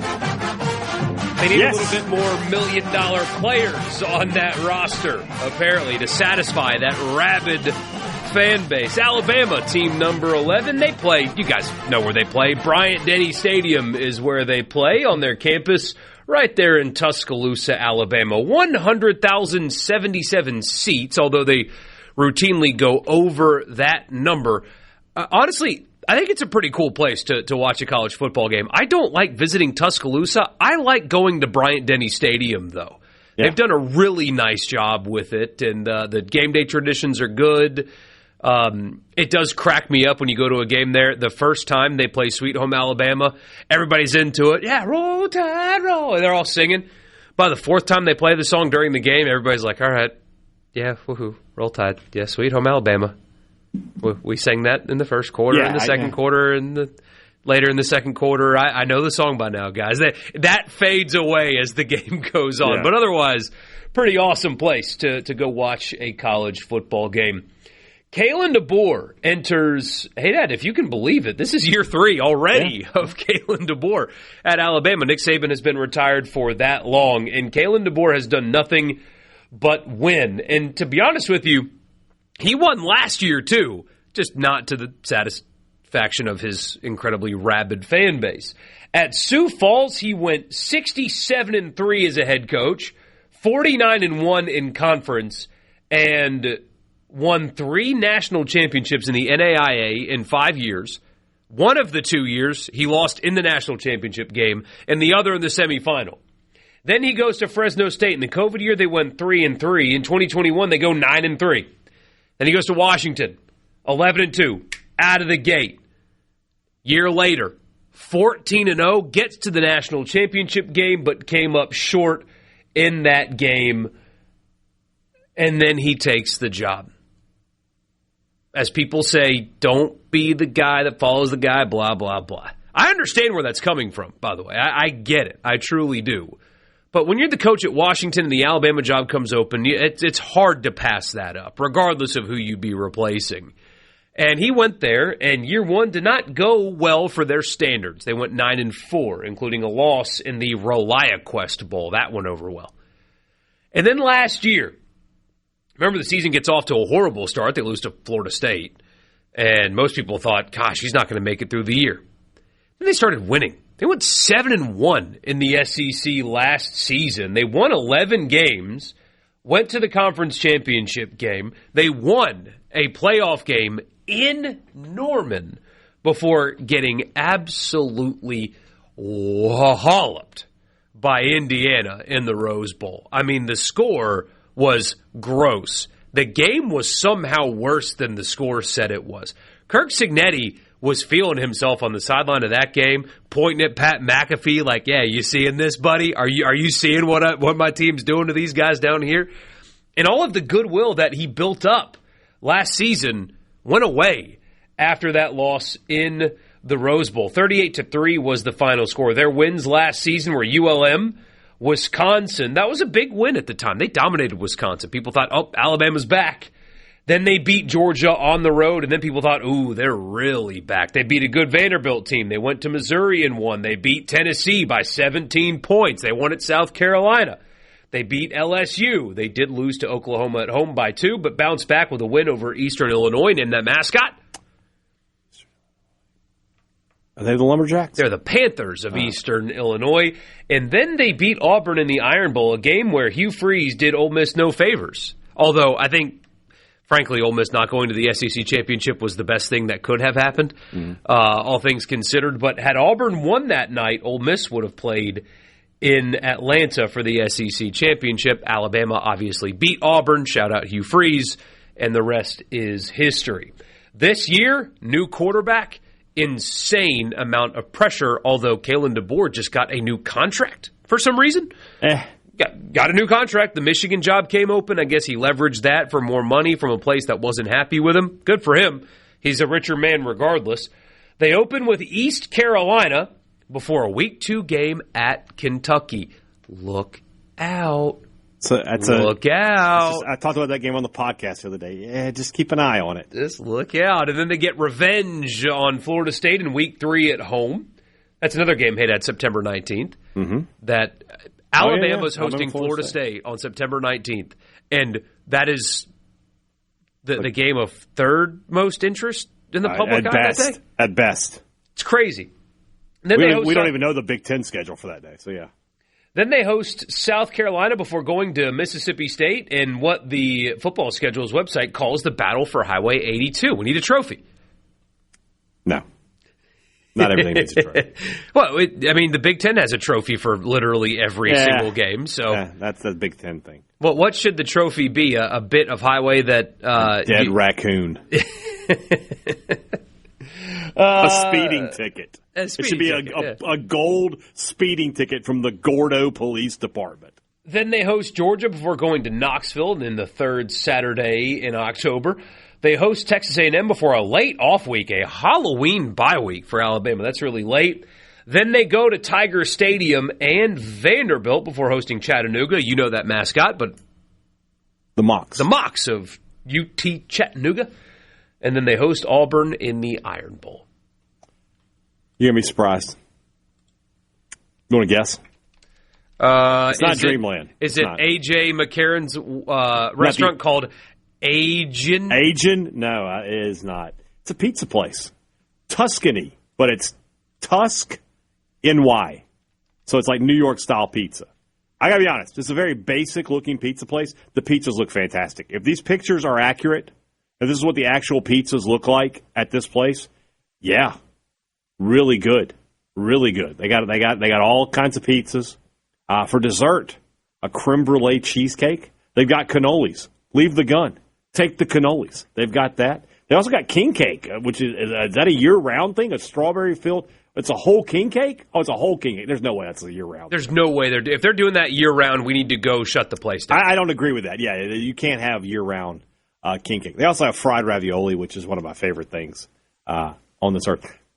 Pretty simple menu, very, very, very basic, but if you're doing pizza right, it's hard to beat. So if you're ever in Tuscaloosa, when you're working on a petition to get Kalen DeBoer fired, stop by Tuscany Pizza and tell them that Borkey and Hadad sent you. I can't believe it's not a barbecue place, a very specific barbecue place. It's not. That place is rated 5th. That's insane. It's not for everybody. You gotta really like it. You gotta like barbecue sauce. You gotta be somebody who enjoys barbecue sauce. Because the ribs at Dreamland aren't great.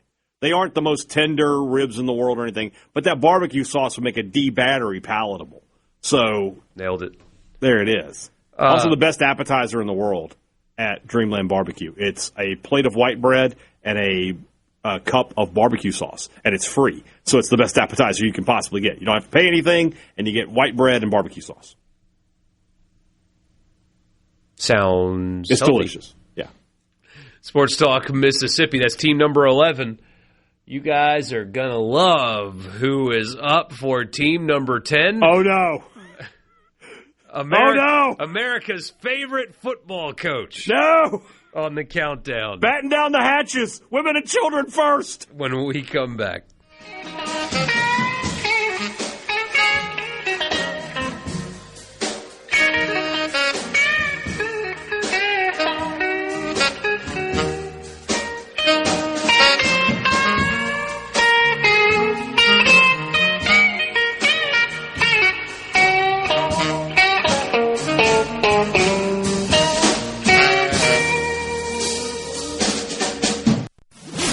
Here comes more Sports Talk Mississippi You ready, guys? on Super Talk Mississippi.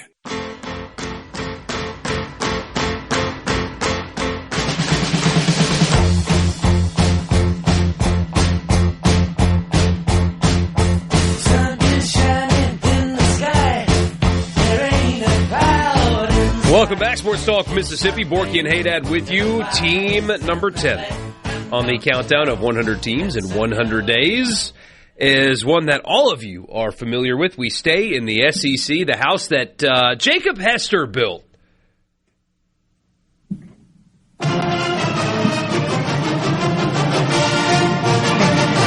I would play neck, but the vulgarity is disgusting. I would say I'm not going to the play thing. neck for you I would guys. say it too. I would just say it. I make you hit the dump button. Because that's what we need to be chanting at football games, guys, is that. You're an Ole Miss fan. Y'all curse every game. Oh, it ain't that, brother. Yeah. There's levels. Now we're weighing the profanity. Yeah, it's like comparing going 75 into 70 to 175 into 70. It's all breaking the law, brother. It's all speeding. There's layers to the trash that is the neck chant. And I've never heard worse in a football stadium ever. You ever sat next to me? It really can't get worse than that. I promise you that it can. I absolutely promise. Man, you need to relax. I don't relax. And then nowadays it's fine. You know, I'm up in the press box. I'm good. LSU, team number 10. Fan Brian.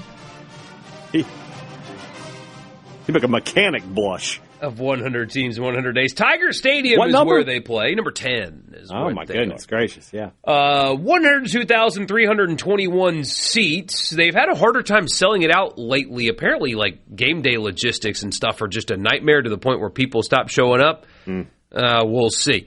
Their current head coach will not tolerate that at all. So be on the lookout for calling out fans for not showing up to 100-degree games against Tulsa. But that's a conversation maybe for a different day. It is one of the most well-known venues in all of college football.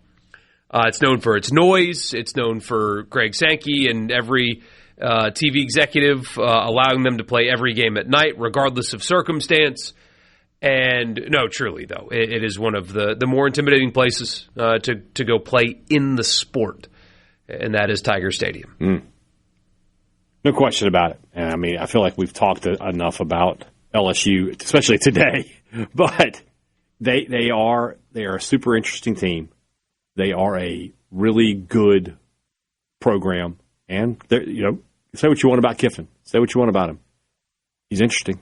He keeps you on your toes. No Absolutely, he's fascinating in so many different ways. My sarcasm detector is pinging here. I don't know if I'm he's right fascinating or not. because he's a brilliant football mind. Yeah, that cannot get out of his own way. If he was just normal, he would have championships by now, league and maybe a national championship by now. I agree with If he was just normal.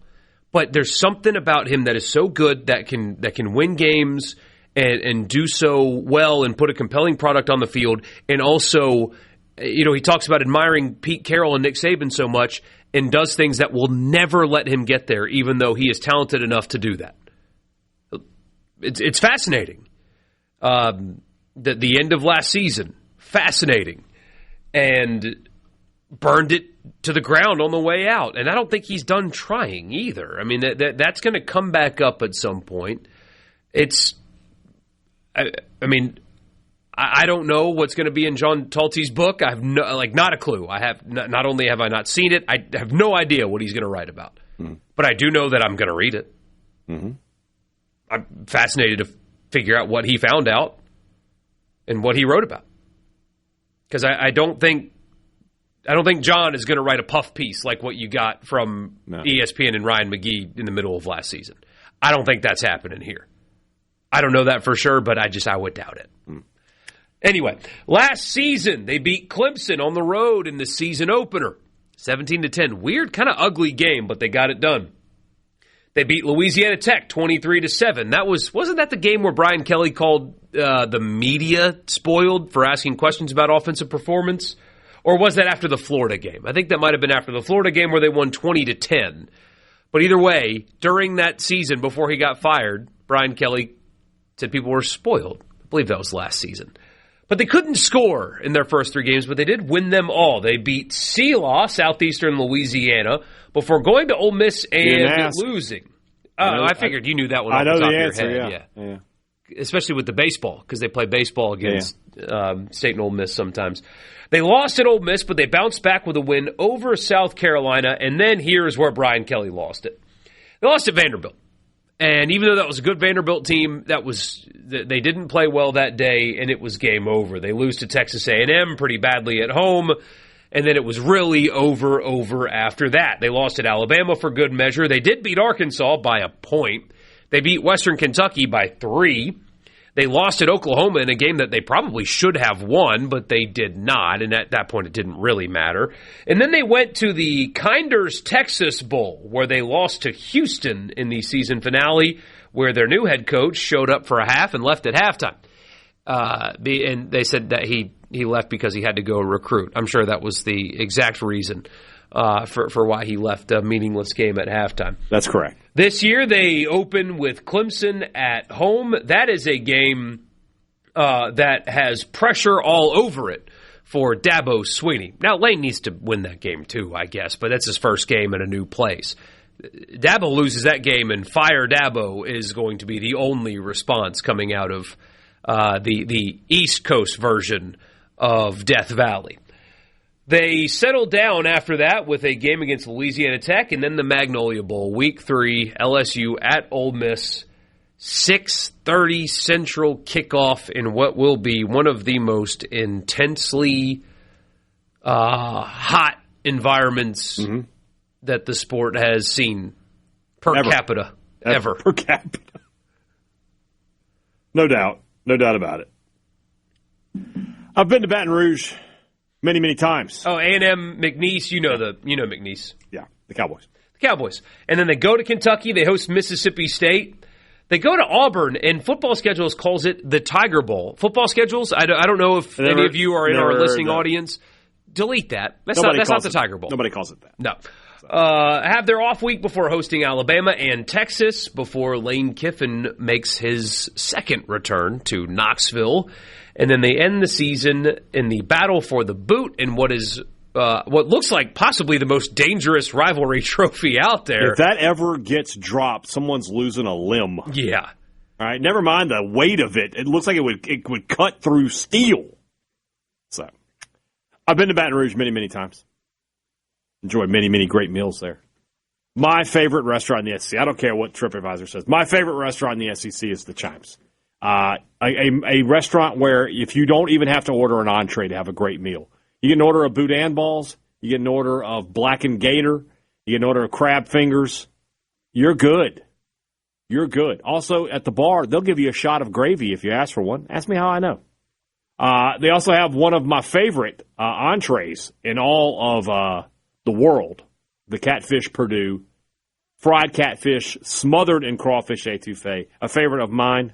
I've ordered it many times. The food is outstanding. And, if you're a beer drinker, which I am, so many to choose from. They give you a book. It's not a menu. It's a book of beer when you go to the Chimes. And if you can drink them all, then God bless you. I love the Chimes. Also, maybe the best situated restaurant in the SEC, literally at the gates of LSU. Like you walk 5 feet from the Chimes, you are on the LSU campus. I don't know that anybody in college football has a good restaurant that close to where they are. A lot of great restaurants in Baton Rouge. I've eaten at many of them. This is the one for me. If you're ever at the Chimes, make sure you tell them that Borkey and Hadad sent you. Also, tell them that the two guys who were there in 2010 from 11 a.m. to 1 a.m. sent you as well. I'm one of those two guys.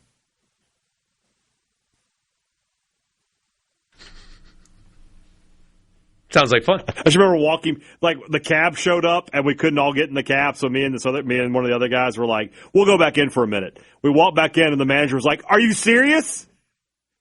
I thought you left. We're like, we're just getting another cab. We'll be back. We'll be gone in a minute. Jeez. He's like, let's have a shot. Let's do that. I visited Baton Rouge a couple of times. Didn't love it. I am extremely jealous of the fact that there is a live tiger on campus. That absolutely rules. It is cool. Every college campus should have a live animal. Even if you have a mascot that can't be an animal, just some kind of put an elephant on campus. Why not? They rule. I mean, just give me. What are y'all going to have? That's the thing. You just pick something. Can't have a shark.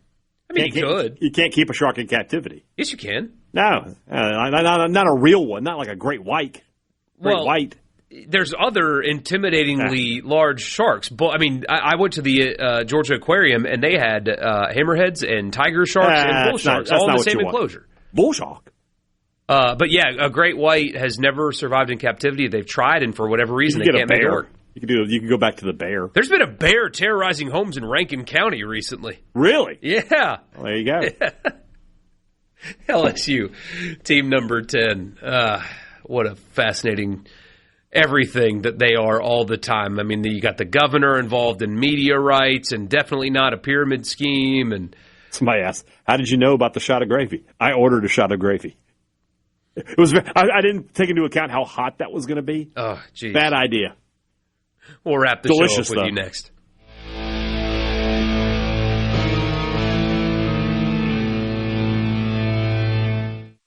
In the What do they want? Exciting news. Brace yourself. More Sports Talk Mississippi now.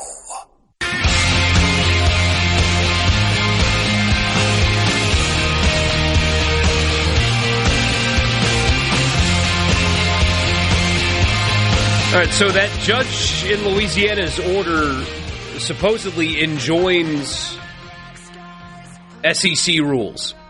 I don't know how, but apparently it does. Nobody enjoys SEC rules. Enjoins. Oh, my bad. So, for a week, these players can enter the transfer portal if they so choose, according to this judge's order. I assume appeals are going to get filed and all that crap, but this playing out this close to the season, like you said earlier, it's so close to the season. Are these guys going to be able to go find a different place to play than the one that they're not not used to playing for? That's the other side of this, right? Is that if you are Daquan Wright, how can you find another spot where you're going to go in and learn the whole new play? I mean, maybe you can find something that's close, And Mississippi State would be an example, somebody who runs a similar system to what you left behind, but I don't know, man. If you're Xavier Harris, how quickly can you learn a new defense? Or do you have to go to Ole Miss? Where you might not start. Yeah. I mean, there's concerns about his health. We said it at the time, Hadad, I think you were out that day, but when he got cut, it was like, it's weeks before cut day, and they've had injuries on the defensive line. They're telling you something with that decision. I see Twitter blowing up. Oh, Wyatt Williams as a depth piece on this defense would be great, but if you're Wyatt Williams, you want to be a depth piece? Because that's what you would be. Yeah. It'd be great if you can have him be that, but does he want to be that? Yeah, that's the other side of this. Especially somebody think about Xavier Harris. I was just in an NFL camp. Now I'm going to go back to college to be a backup? No, I need to get somewhere where I can play, I can start, and I can show that I belong in the NFL. He's got to get healthy, and he's got to get a motor. He's got to get healthy. He's got to get a motor. There's so much talent in there, but healthy and a motor. That's the best way to put that, I think. Because when he's on, buddy, he's dominant. It's just how often is he on? Yeah. So anyway, messy stuff. I'm sure Greg Sankey's having a great day today. Yeah. I'm sure he's having a lot of fun. Every AD in the conference is blowing up his phone today. Like, you sure? Yeah, like, what do we do? You sure about that? Yeah. Meanwhile, you got Governor Landry. It's just Governor Landry's already like, come on back. We're good. Don't you worry about that mean old commissioner. I'm the governor. We're going to have a good time tomorrow. We're going to be live in Perkinston at the campus of Mississippi Gulf Coast Community College. So my plan is this, Michael, that we're scheduled to talk with Mississippi Gulf Coast Community College women's soccer coach Ryan Joyner. I'm going to find out if he is a Premier League guy. If he is, he and I are going to do a little Premier League preview. So were you saving it for tomorrow anyway, or are you going to alter it for tomorrow? I was already planning, because the season starts Friday. So I was planning to do it tomorrow. Now, if he comes out and says, hey, I'm not really a big fan of Premier League soccer, I'm going to wait and do it on Friday. I've got a guy, and you're out early on Friday, right? Yes, I am. So I'll just, after you leave, I'll bring in my guy. And I don't mind if you want to do that earlier, by the way. I do enjoy it. I enjoy listening to that. One way or the other, I have a guy here on the beat here in Starkville, Colin Dams, who is a big Manchester United guy, actually born in England. And so he is a big Red Devils fan. I'm, of course, the Chelsea Blues. We'll figure all that out, though. So we will have. But one way or the other, what our audience has been thirsting for since the World Cup ended, more of the beautiful game. We'll have that either today or tomorrow on Sports Talk Mississippi.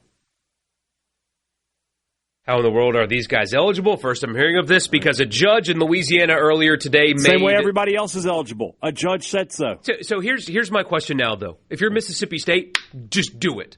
Just go find a judge and do it. Everybody, just go do it. Get these guys eligible and go play. Yeah, I agree. If you've got guys that are still currently on NFL rosters that are going to play college football this year, go find a Mississippi judge, get your guys eligible. It'll happen in a couple of days. Don't waste your time anymore with the NCAA or clearing houses. Just go get it done. I'm surprised they didn't, and maybe they couldn't, it was too late, latch themselves onto this Louisiana thing. It didn't have to be a Mississippi judge to get you a favorable ruling, you know? I mean, you think a Louisiana judge cares, with all due respect, about Wydett Williams' college allegiance? No. Judge just ruled against the NCAA because judges hate the NCAA. Because it's cool to do. It's what the cool kids are doing.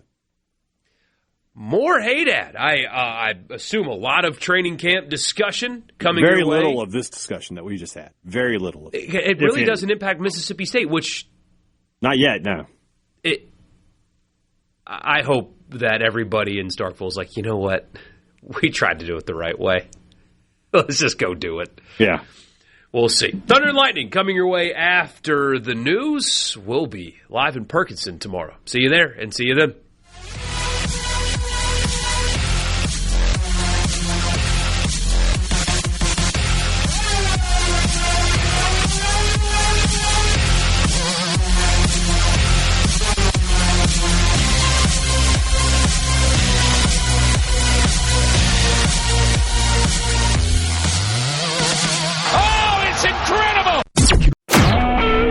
SuperTalk Mississippi Media Production.